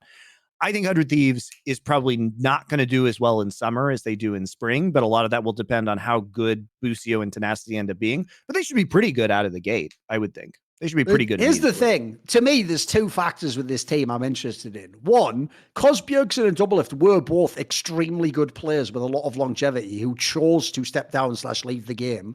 This is like a legit last dance that I'm actually just interested to see those players play again. They were great players. Let's see if they can do something in the playoffs, if they can have some epic carry series that throws back to the old days. And then secondly, let's be real, Monty. Like I said earlier, the TSM segment doesn't work anymore because no one cares about TSM. What I love about the fact that I have this team number 3 is obviously I want Doublelift and Bjergsen to go to Worlds and then shit the fucking bed. They are my new TSM. I need Doublelift and Bjergsen to go there and blow another Worlds, blow another group where you had a chance, and then have like at the end they're gonna have to go. We did it 4 times, guys, or whatever it was. So, I think it'll be 4 times by then. You'll just never learn your lesson, do you? So there you go. And then also that'll just be fitting that the greatest players LCS ever produced just fucking never get out of groups where they go like. Sound. By the way, I know we talked about Skip Bayless earlier, but I swear to God, guys, if Doublelift sucks, I am going to become Skip Bayless on LeBron James, just like all the clips, dude. I'm going to become so fucking insufferable about this. You'll love it. You'll love it. I will say this is another classic example. It's like chapter 798,000 of why Doublelift is a bonehead and his own worst enemy. So here's Doublelift last year. The LCS sucks and is dying. Doublelift for this year. I'd like to announce my return to the LCS. Like, oh, you're right. You're your own worst enemy, you idiot. Like, you just like the jokes. He's not even getting paid well. That's the whole thing. Neither is Bjergsen, because Bjergsen just got bought out of his Team Liquid contract, remember? They had to get him out. Team Liquid had to spend money to get him out of that. So they're both on not great deals as far as their own careers are concerned. Doublelift just can't find... The thing about Doublelift is he has to go back to professional play because he lacks the drive and motivation to be consistent in any other aspect of anything that he does. He couldn't even put together a podcast that would happen more than once a month where he wasn't even inviting the guests. Lena was and setting it all up. Like, you can't, he just can't function outside of being on a professional team. So here he is again. Oh, no, what I love about that is, obviously, I would get all those haters like, who cares about you? Doublelift's got a podcast. You know what, guys? Did you like Doublelift's podcast? Because my podcasts win by still existing. So, you see, you know that famous saying, like, half of success is turning up? Doublelift didn't listen to that part. Like, he by default is disqualified by no longer doing the content. So I win. So who knew? It actually turns out there's not that many people with the drive to do it for 20 years. Who knew? Who knew? Who knew? Indeed. Right. Yeah, I think that one's pretty quick. Let's go on then. Somebody Insight is still the #1 podcast in League of Legends in terms of total viewership. And the reason is we just do it more, guys. We just do it more than anybody else. Took a break for years, came back. And also, the other thing I've noticed, by the way, as an aside in esports is other people are just like, it's not even ambition. It's like the game league. They just greed. Like they want all their success, Monty, to come within 3 years. And if it doesn't come on year 3, they'll just quit. So what happens is in the first year, you show you're good. Second year, you have some results that you're getting bigger. They expect everything to come. Whereas the joke is, we haven't quite done it yet. So I'm not going to fuck it up wacky racist style right at the finish line. But me and Monty with this company are about to get in a position where we'll have all the financial stuff set up. And the joke is, it is all from what is still our masthead show, was this show, the show we started in 2014 as just a fucking freebie show, which is me and Monty just coming on. Like, we had to put in mad years, but the point is that you have to sort of invest in yourself and build the brand up and keep going. It doesn't just come to you immediately. So anyway, there's only 2 teams left now, Monty. So the obvious question is just this. Sadly, I actually think we've got them in the same order, because the question is this, did your Papa Smithy bias affect you? Because if it did you, like I, have FlyQuest #1? No, I have the #2. Ooh, okay, because I have FlyQuest #1. Okay, I have Evil Genius #2. Look, man. I have insane Papa Smithy bias, and I also have insane Prince and Vikla bias. But here's the reason why. FlyQuest will win summer. I think they will be the best NA team going into Worlds. Okay. I think it's hard for me to, in good faith, say that they're going to be the number one team in spring when Evil Geniuses is basically the same team they were last year, but better. Yes, They're better. basically just a I think better so too. version of the team that they had last year because Danny was kind of a liability by the end. He By the wasn't end, he able was to for play sure, the yeah. meta in summer. He was Yep. clearly like going through some pretty bad shit. On a personal level, FBI is a massive upgrade at that position. And someday is a side grade, I would argue, from Impact. Might be a little worse, but it's not that much of a difference. Freeze comes from 100 Thieves to be the new head coach of this roster. Obviously, now very experienced as an assistant coach on the 100 Thieves team. So I think this team is kind of just plug and play for the next split. And they should still be really strong, very well-rounded, very clear team identity. And for me, FlyQuest, yes, they have Impact Spica. Vikla, by the way, guys, if you weren't watching LCK, this guy was not even supposed to be the starter for KT. Arya was supposed to be the starter and Arya was terrible on KT. And Vikla comes in and he quietly puts together a really good performance on LCK. He's probably a top 4 mid laner with an LCK at the end of last year. If people don't know, DRX wasn't even supposed to be at Worlds. KT's one of the teams. It was either them or Sandbox that it was either Prince or Vikla's team that we thought would be at Worlds instead of DRX. Correct. And DRX obviously overperformed. Arguably, those teams underperformed in a clutch situation. Prince, by the way, for those of you who are not familiar with him, he was one of the top 3 AD carries within the league. It was, him and Aiming were both really, really good towards the end of the last split. Now, the issue with Prince is that Prince was the highest economy AD carry. And you have to remember that when he was on Live Sandbox, his top laner, Dove, was taking 0 resources, like the lowest economy top laner possible. And they were funneling massive, massive, massive amounts of gold into Prince. And the question becomes, now you can still do that. You have Impact. So it's a similar kind of like weak side top lane situation. But Vikla is just going to take more resources. And can Prince function with a rookie support in Isla, like a newer support? He's coming off of having Kyle on his team, and Kyle was very good. He was a very good support player in LCK. So is Isla going to be up to the task of the rest of his teammates? Now, here's the other big move, which nobody really talked about. The fucking world championship coach, Song, is now on FlyQuest. First off, how the fuck did this happen? How is it possible that this guy who just won a world championship and did it with taking this fucking janky ass team and really optimizing their pick and ban, having very clever strategies, being super adaptive to the meta throughout Worlds, taking risks on picks in the finals. How he ended up back in the LCS is wild to me. Now, I'm glad he's here, because if anybody's going to do cool things with this player, it'll be a guy like Song, but he should never be here. That's a massive story that no one really keyed in on. And he's got some really fun pieces to play with Vikla, Prince, and Impact. And Spica's still a good player. By the way, the personality coming out of this FlyQuest team is also going to be insane. Spica's hilarious. You guys may not know this. Prince is a cocky, trash-talking motherfucker. He is going to be so fun to watch in terms of LCS content. You guys will love him. He's like built for NA. So I'm really excited about this roster. This roster if Isla can live up to the standards, if Song can get him into good shape, the roster that this team has is potentially an internationally successful roster. And I know from talking to Papa Smithy, they've been boot camping in Korea during the offseason. They've been really doing a lot to get themselves ready, and they should be really fun to watch.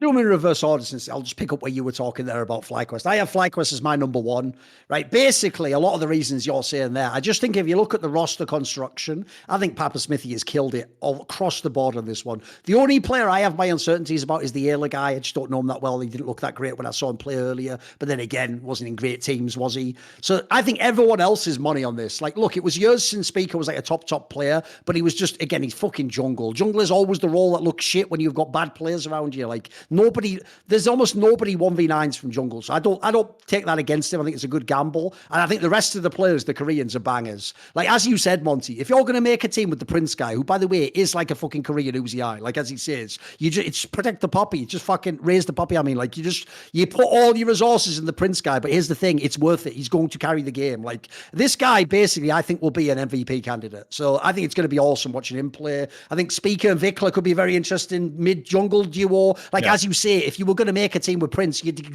literally Impact is the player. You'd even say, get me a player like Impact. Oh, wait, Impact's available. Like, just get him. Exactly. So to me, I think the construction is very, very good. I think this team looks like it could be great. Like you say, even managing to get Song, who actually was obviously, I would say, was somewhat like almost mocked for his time at LCS. Like, he did like the dodgy Immortals one, and then he went to FlyQuest, if you remember. Everyone thought Liquid like, whatever.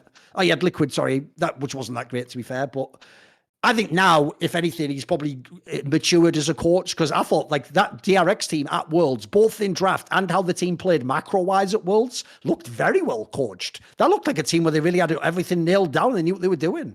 You can't win Worlds with that roster without a lucky meta break and good coaching, period. Like, that's not possible.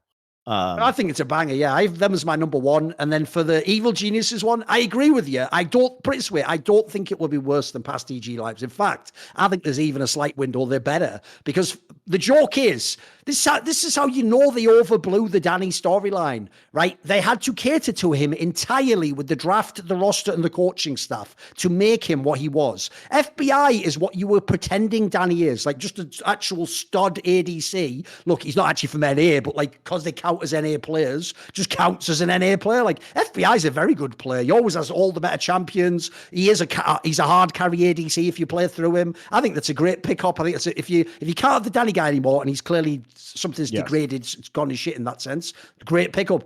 Basically, like, the joke is, this is the reason why you had the Cowrie guy, because you knew you were going to have to go into FBI in the playoffs. Like, somebody going to have to deal with him. So I think it's a great pickup. Jojo, if anything, there's going to be another split into the season. He should be better this year. He should be better. This should be when he is an MVP candidate. Maybe he's going to be the MVP. Inspired, still the shit, was the MVP of the league, still a very good player. And someday is just at worst to side grade. Like, if anything, he's Impact, but with, like, I mean, to be fair, Impact has a little bit of carry potential, with a bit of carry potential every now and then, depending on what the champions are. So I think both of these two rosters, by the way, FlyQuest and EG, banger rosters. The only downside I have for EG is obviously now they're not going with the old coaching staff approach of Peter Dunn, and now they've got Freeze as their coach. Like, I will say, he's not coaching a team with Danny, and so I don't think it matters. If it's just coaching a team of good players now, like, he doesn't have to be the coach, but they don't have the same, like, I gave them a lot of high marks for how the coaching staff worked last year. So yeah, I think those two teams for me are the clear top two. I think they're bangers. And by the way, here's a cool angle for you.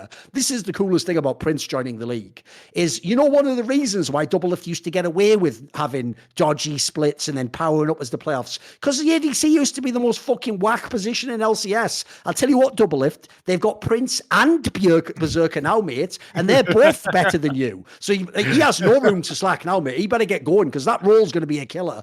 That fucking ADC role now is going to get a lot harder.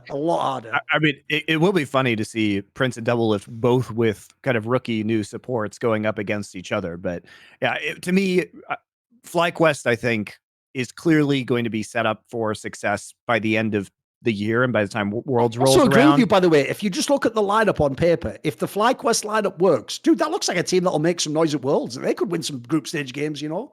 Yeah, and it's different. Like, while Team Liquid got Pioshik, who is the reigning world champion, FlyQuest got two players that were arguably top three in their roles. Maybe Vikla you'd put fourth or fifth, but they're both definitely top five in their roles from last year in Korea. In LCK, yes. Yeah. In LCK, yeah. So you literally got two of the guys who were, you know, Vikla's a rising star, Prince is a rising star. You're getting them on the upswing, right, of their careers, and so it's a great time to pick them up. I think there's I don't know why they were available, frankly.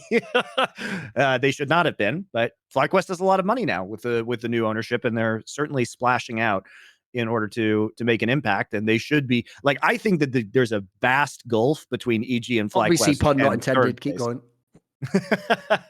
Yeah, I think EG and FlyQuest are like a tier above every other team in LCS. It's not particularly close. So we'll see who ends up kind of, if FlyQuest can develop quickly or whether it'll take them a bit longer. But I anticipate they'll be on top by summer. Like it actually does. Here's what actually tells you, Monty, that the EG team had eventually become hinged around the Danny problem that he couldn't play the meta. Because you remember at the end of the split, you remember going into the playoffs, how dodgy that team was looking like the first few weeks of the playoffs. Like the joke is because the team became so restricted around, like we have to make this one piece work. When you look at this roster now, it's just a really good roster of players, mate. Yeah. Like this team could play on loads of styles and lanes. Like this just looks like a really stacked roster. Like what a great team. Yeah, I think most of the players on this roster. See what I mean, though, when I did my preamble, though? Top of their role. Like, this is also another one where after you get the bad teams out of the way and you go to the top 5 to 6, dude, there's actually like a decent amount of depth in LCS again. Like, it's actually quite interesting. It's not like those bad splits where you had like 2 good teams and then like, who gives a shit who's like 4th or whatever. Like, like this is actually not bad. This could be interesting.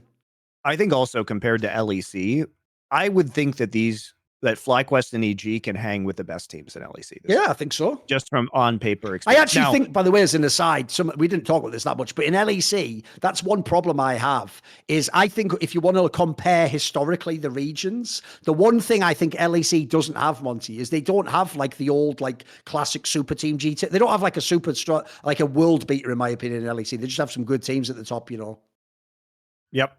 Yeah, I agree. All right. Last one, we're doing LCK. Yes. This Obviously, is the one, though, it has to be said as a disclaimer at the beginning.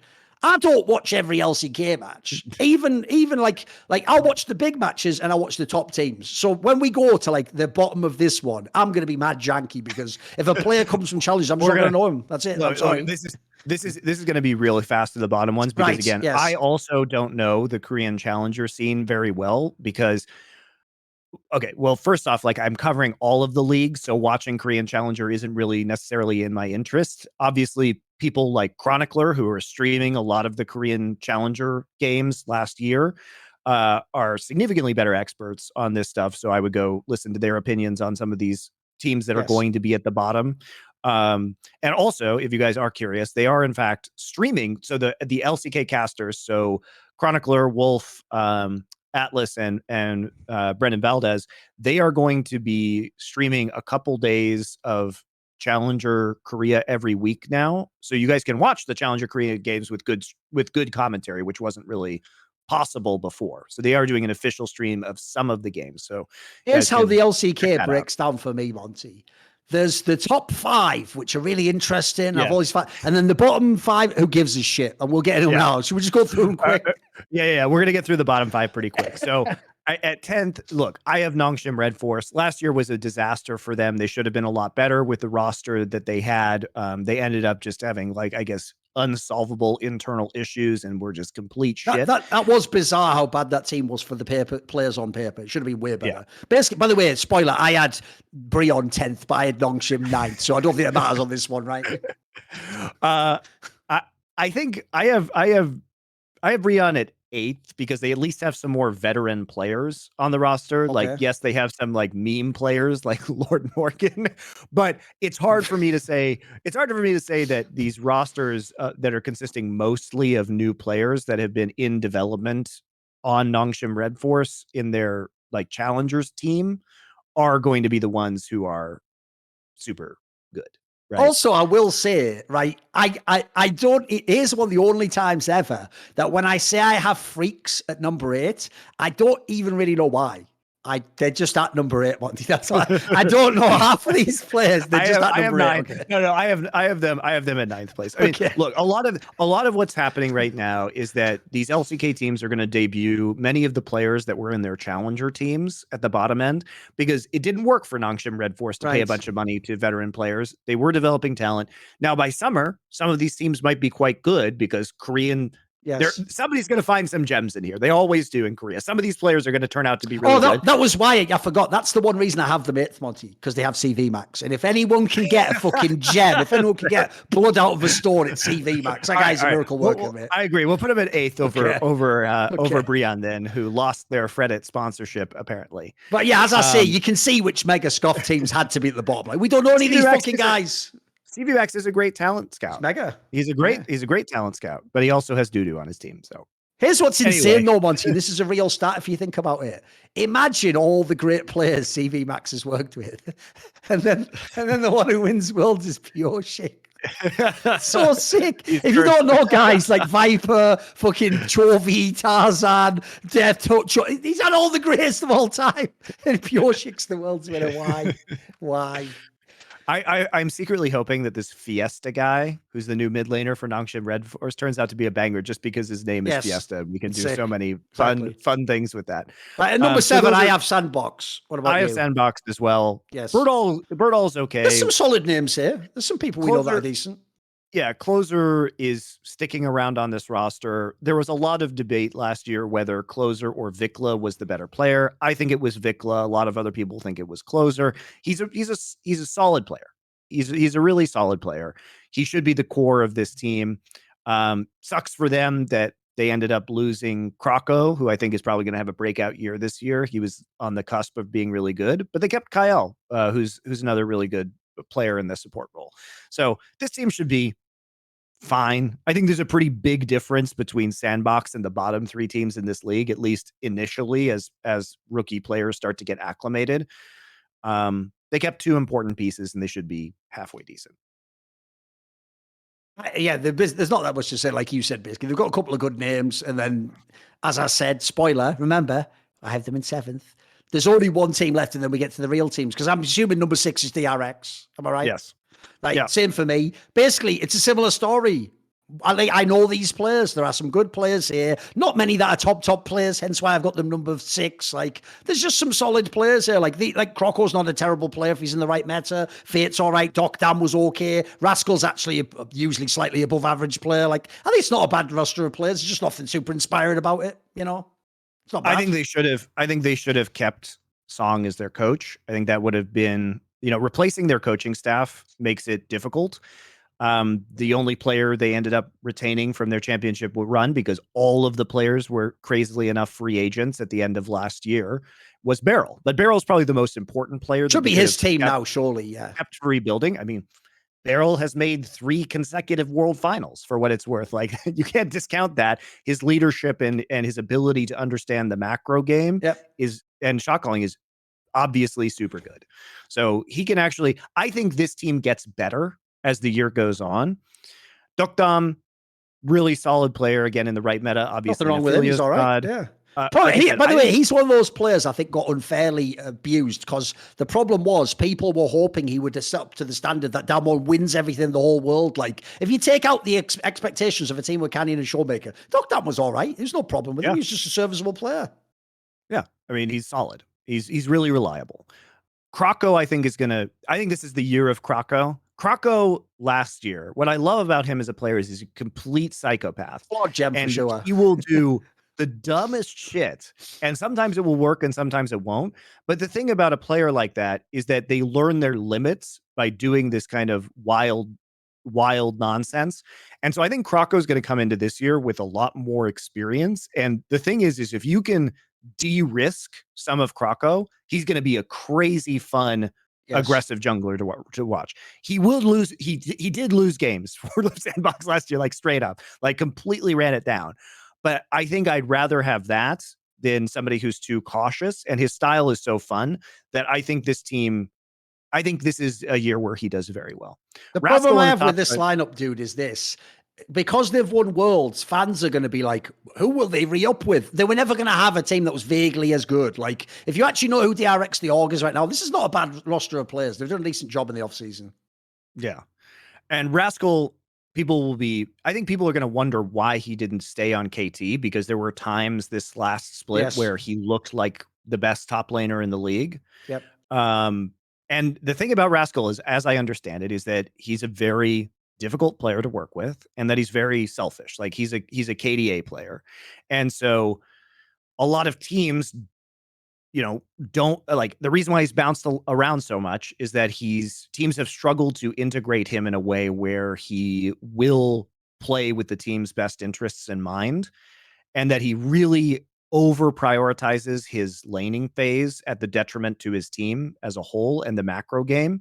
So while he's really good, I do wonder if a strong voice like Beryl will be able to rein him in with the rest of the team, because his upside is enormous. And if he can unlock the next level of his play as a better team player, I think that DRX can be very good. Fate is not great, obviously. He's just whatever. Yeah, he's whatever.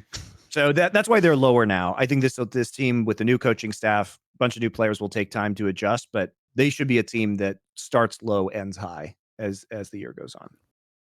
Right. So at number 5, I have Gen G. Who do you have? Yep. Me too. Gen G, same one. Right. The logic on this one goes like this. Unfortunately, right, the joke is, I said fans are going to look at DRX and be like, what the hell? Like, we just won World. No, Gen G's the roster. You look at that and say that, because Gen G was the team that was supposed to win Worlds and create like a potential dynasty. And now they've just fucking downgraded all over the place. So like on their team, okay, they kept Chovy and Peanut, right? On paper, you need those two players. But the problem is, after Worlds, I've got a fucking peanut allergy now, haven't I? I've developed one after enough years. He was bad at Worlds. Exactly.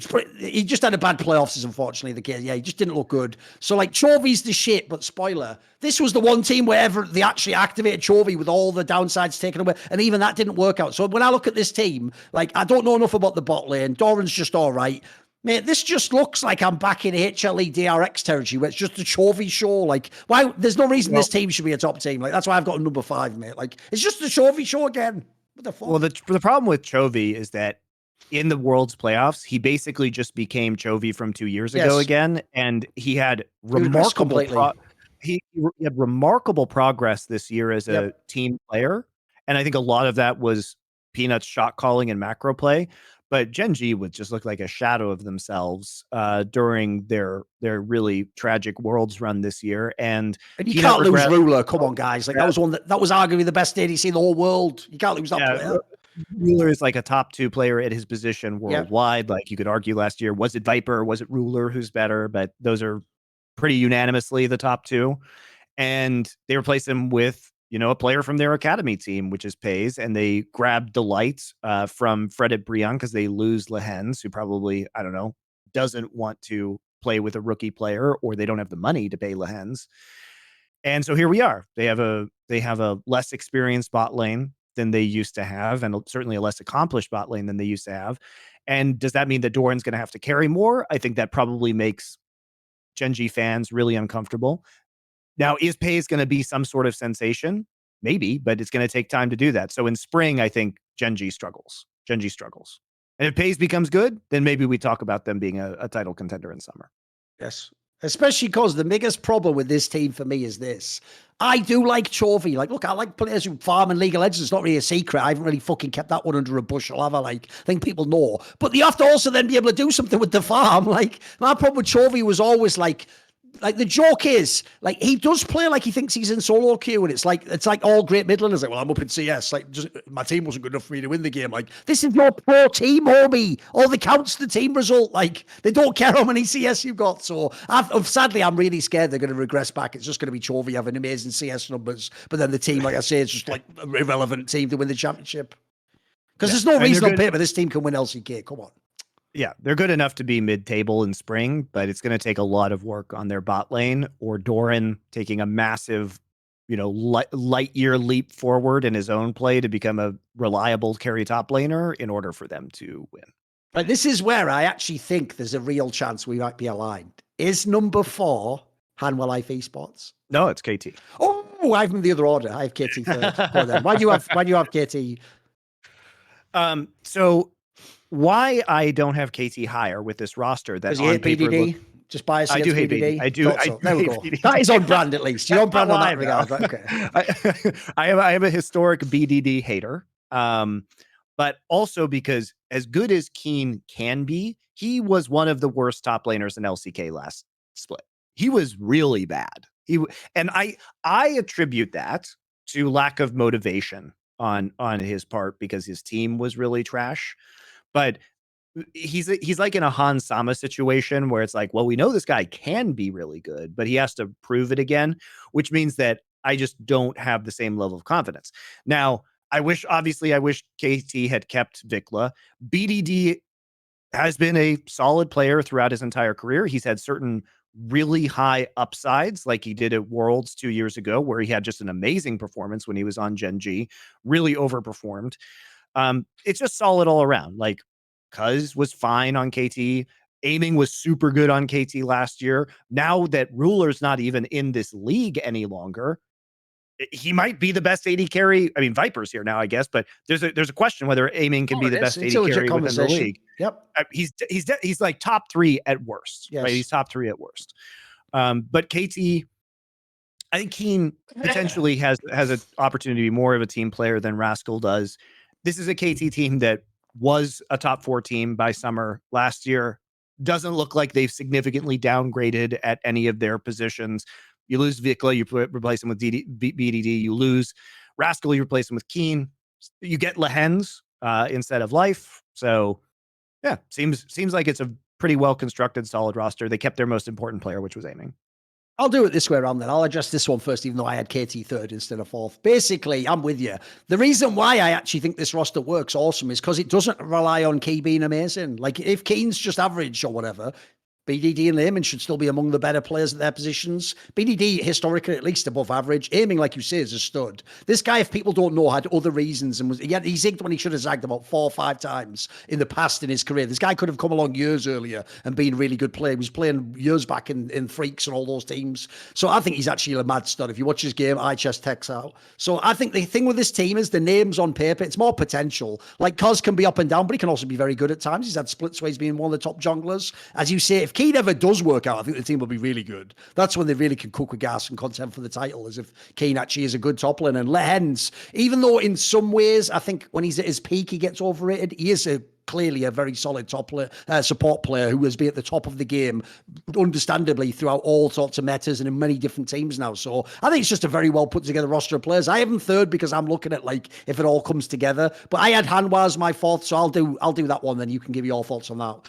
Basically, Hanwha, if you look at it, is they got Kingen and Zeka from DRX. Spoiler, I think Kingen will never in his life taste whatever fucking, like, the joke is, like, I won't even do the he sold his soul. I'll give you the anime reference. Like, he had to like get the mega uber Sharingan or whatever the fuck those, like, you know what, in like Death Note where you can sell your eyes and you get like, you get Naruto? No, in Death Note they have a thing where you give half of your lifespan up and you get like those eyes that let you like see like what other people's level is or some shit. The joke is he did that the entire way and mortgaged himself completely out because there's no way this guy's ever going to a World's Finals, Winners. It's not going to happen. So, I'm not a massive fan of Kingen, but fair play. Somehow he made it work at Worlds. Clid used to be a stud, was definitely a monster back in the day. Obviously, he's had a few dodgy years now. Still an all right player. Definitely not terrible, but I'm not super hyped. It's not that great. Zeka, I think, is going to just come back down to earth, but I think he'll maybe come between the two positions, is my guess. I don't think he'll be Zeka from Worlds. That's sort of realistic. I doubt he'll just be the like whatever player that was a bit of a meme before. I think now he'll probably just be like a good mid laner. If I had to guess, like fourth best mid laner or something, he'll probably just be a good player.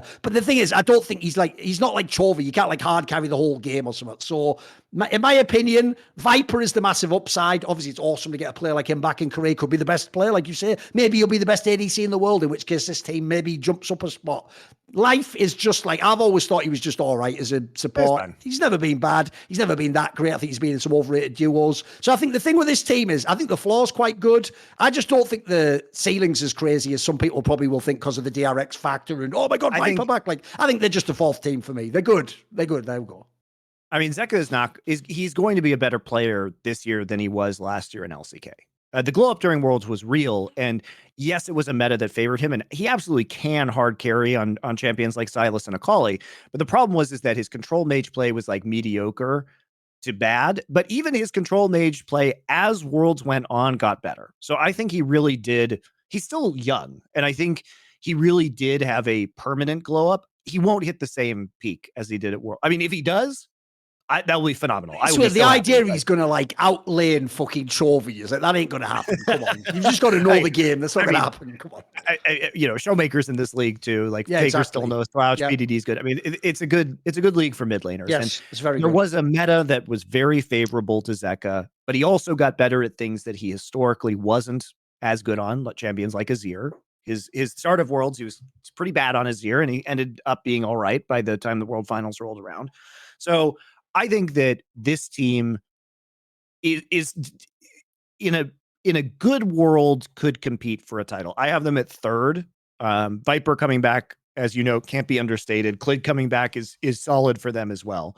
this is a solid roster. It's a solid roster, but a lot of it's going to depend on, in my mind, Klid and Zeka's performances and what level they can maintain. As a general rule, to me, the demarcation line in LCK is at the fourth position at this team. I think the top four is pretty strong. But here's the question, Monty. In the other regions, we disagreed on 1 and 2. So for LCK, is your number 1 D+? It is. Then we finally agree for once, because I have T1 number 2 and D+ number 1. Yeah. Right, let's just do the T1 one first thing, so we can go to the T1. Right, obviously T1 just kept the same lineup. Now, the problem with that is this. Nothing wrong with that. In theory, they almost won Worlds, right? They were 1 game away. They actually played awesome at Worlds. I think in theory, great year generally. Yeah, some of it was a little bit dodgy. You had your times when Gumayush had his problems. My problem is this. I think this is an example of where you didn't change anything, but you probably should have. Like, I actually think they needed to change that one player. Like, if they could have gotten themselves, like, dude, imagine they were the team that signed Prince. Ooh, now I'd be like, I mean, obviously wouldn't work with their team setup, but you know what I mean? Like, if they'd signed one more big, if they'd had Viper, who the fuck wouldn't be excited about that? So my problem with the T1 is, I don't hate on them. They could end up being the best team. It's just that they're a known quantity. I know what this team can do. And it's a very good team, but I also do think, spoiler, if they'd have won Worlds, when we did that list we just did with Dom, they wouldn't have been high on the list, guys. Like, I don't think they would have been like top 6 or something like. They would have just been like 10th or 9th or something, you know. So the problem is I just don't think it's fundamentally like one of the best teams of all time. It's just a very good team. I will say, thank God Deft went to Damwon, which is now called D+, which is one of the worst brandings I have ever seen. It's insane, isn't it? What the fuck, dude? Like, they even got rid of their color scheme, which was so cool. Like, I liked the teal and the black and the silver. Right. And that now they just like are gray and black. It's like, it's horrific. Like, it is truly mind-boggling that they would do this. But anyway, thank God Deft went to D+, because now we get the continuation of the Deft versus Faker storyline, hopefully for the top 2 positions. Like, this is the gift that keeps on giving, because if Deft had if DRX had ran it back, there's no way this team is as competitive in a different meta. Like, we are happy DRX exploded, and it couldn't have gone better with Deft replacing Dokdam. The joke is, this is like a rare example of where DRX staying as a team would have just been one. Like, the joke is we would have had them ranked now, Monty, like 5th in this list or something stupid. Like, they wouldn't even be a contender, whereas actually them breaking up has made some other teams better. It's actually made LCK better. It made the anime storyline so much better too, because the 2 best outcomes for Deft leaving DRX was either that he joins T1 and T1 wins Worlds with the high school buddies who were just rivals in the last tournament, now teaming up to get, that is like the ultimate anime storyline. But it's even better in some ways, where Deft wins and then he goes to the other super team to try and like continue to smash Faker as the years roll on. Like, this is pretty sick. Also, am I missing something, Monty? To me, this is where you don't let the names get ahead of you. Like, Deft is not at the point in his career where he's going to get the Uzi Eye Prince treatment. The whole reason why this move is a banger, in my opinion, is because if you look where Deft is in his career now, Monty, why not just let him sometimes be the weak side ADC? He's going to be fucking amazing at it. He's done a whole career when he needs to of being that ADC. And it's just the role. I've always thought ADC the role, because of when it comes online, you're sort of weak side half the game anyway. So like, the joke is, I think it's going to be a great signing. I actually think after the last year of, like, you know what it was like last year for Damwon? The only angle was weird angles. Like, they might do a crazy pick, or maybe Canyon goes. Now they can just legitimately be a like world's contender again. This looks like a really good team. Yeah. And Deft is really versatile because of his history as well. So I think he offers a lot more depth in terms of his champion pool than Dokdam did. And obviously the Kana swap for Noguri is a good this one, move. Because, yeah, Noguri looked a bit washed, mate. He looked like something went wrong. He with was him. totally washed. If people don't know, when he came back to LCK, he never did come back the same player. They broke him in China, mate. Yeah, Kana though is, I think, a more up and coming player, and he had a bad time on Nongshim, right? But T1, he was their choice over Zeus. Very solid player on T1. Yeah, super solid. And the thing is, do they need like a world beater top laner? No, they need a Swiss Army knife top laner, because this team at the end of the day is about Canyon. The joke is this team is just an LEC team, mate. It's just jungle mid. As long as jungle mid can do their shit, you can win the game. There you go. Well, even Showmaker is basically a support for Canyon a lot of the time. True. And we might say, okay, well, the jungle meta right now is a lot of like tanks and boring shit. So the meta may not be very good for D+, but if you switch up and you see some more carry junglers again, this could be a very dominant team. But the floor for this team is just unearthly high. Like this team can't be bad, basically. The floor of all these individual players is great. The floor of the team as a whole is great. You know how they're going to play. They have a clear identity that they've built up that Deft and Kana, I think, are going to very easily slot into. Now for T1, they're running it back. And I think it makes sense. But what's depressing about T1 is that Worlds happened basically the opposite of what you thought. And if you were to say, what is going to happen to T1 at Worlds? You would have said, well, Gumayushi is going to be kind of shaky and Zeus is going to hard carry. Zeus is coming off a performance in the finals where he let Kingen be the MVP of the world. He's done this twice now, because remember, MSI, he also blew it against the bin guy. Like, he's actually had 2 really bad international finals. Yeah, and like that, you cannot allow fucking Kingen to be the world's MVP if you are Zeus. If your team is playing around you, if you are the star, if you're putting in all these fucking insane performances at a domestic level or in lower stakes competition, that is illegal. And for me, that was the biggest problem that T1 had, was that Zeus didn't show up with a lot of his star potential in that final. So I think hopefully they can reset. But for me, it's not about T1's skill. It's about their consistency and their ability to rein in their emotions within critical matches. Now, I'm hoping, because I love Gumayushi as a personality and as a player, I'm hoping the new level of Gumayushi that we see is, good. And the meta is trending in his direction. The Varus, the Caitlyn, these are all great Gumayushi champions. Now, when he was at his worst was in like the Yuumi Sivir meta, and Yumi's kind of back right now. But I don't think, I think as the item changes that have been teased on future patches come in, that's actually very good for Gumayushi.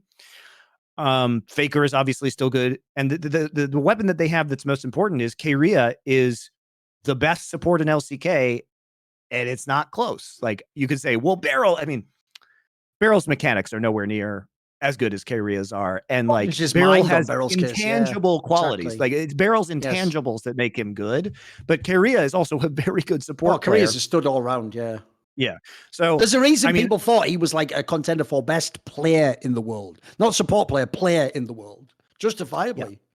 Yeah. So T1, whatever problems they're having, they're not individual player problems, right? They are choking problems in the most high pressure matches, and there are a lack of Zeus showing up. But this is Zeus's year, man. Like, remember that last year was basically his rookie year. Yes, he played some in the previous year, but he got dumped like a little bit of the way into the spring split. Kana replaced him, and then he never saw gameplay again. So last year was the first time he had actually played a full split within the LCK. And in that year, he made 2 international finals as what was effectively a rookie player. And that's very impressive. But now's the time to get over those jitters and have those performances at the top level. This is a team that absolutely, on paper, can still contend for a world title. There aren't serious flaws within this roster. So, yeah, they should be good.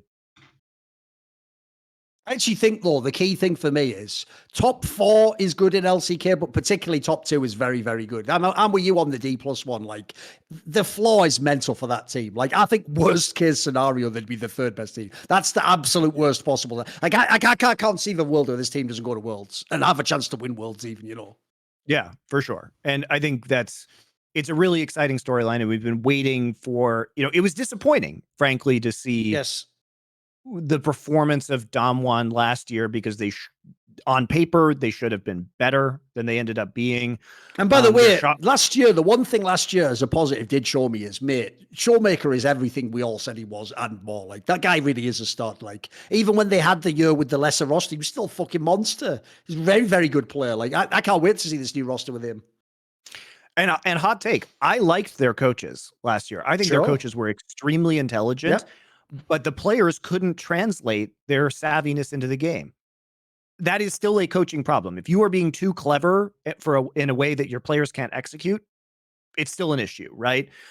They have Acorn and Gorilla. Gorilla's coming back. He's going to be one of the coaches on this team right now. They're veteran players.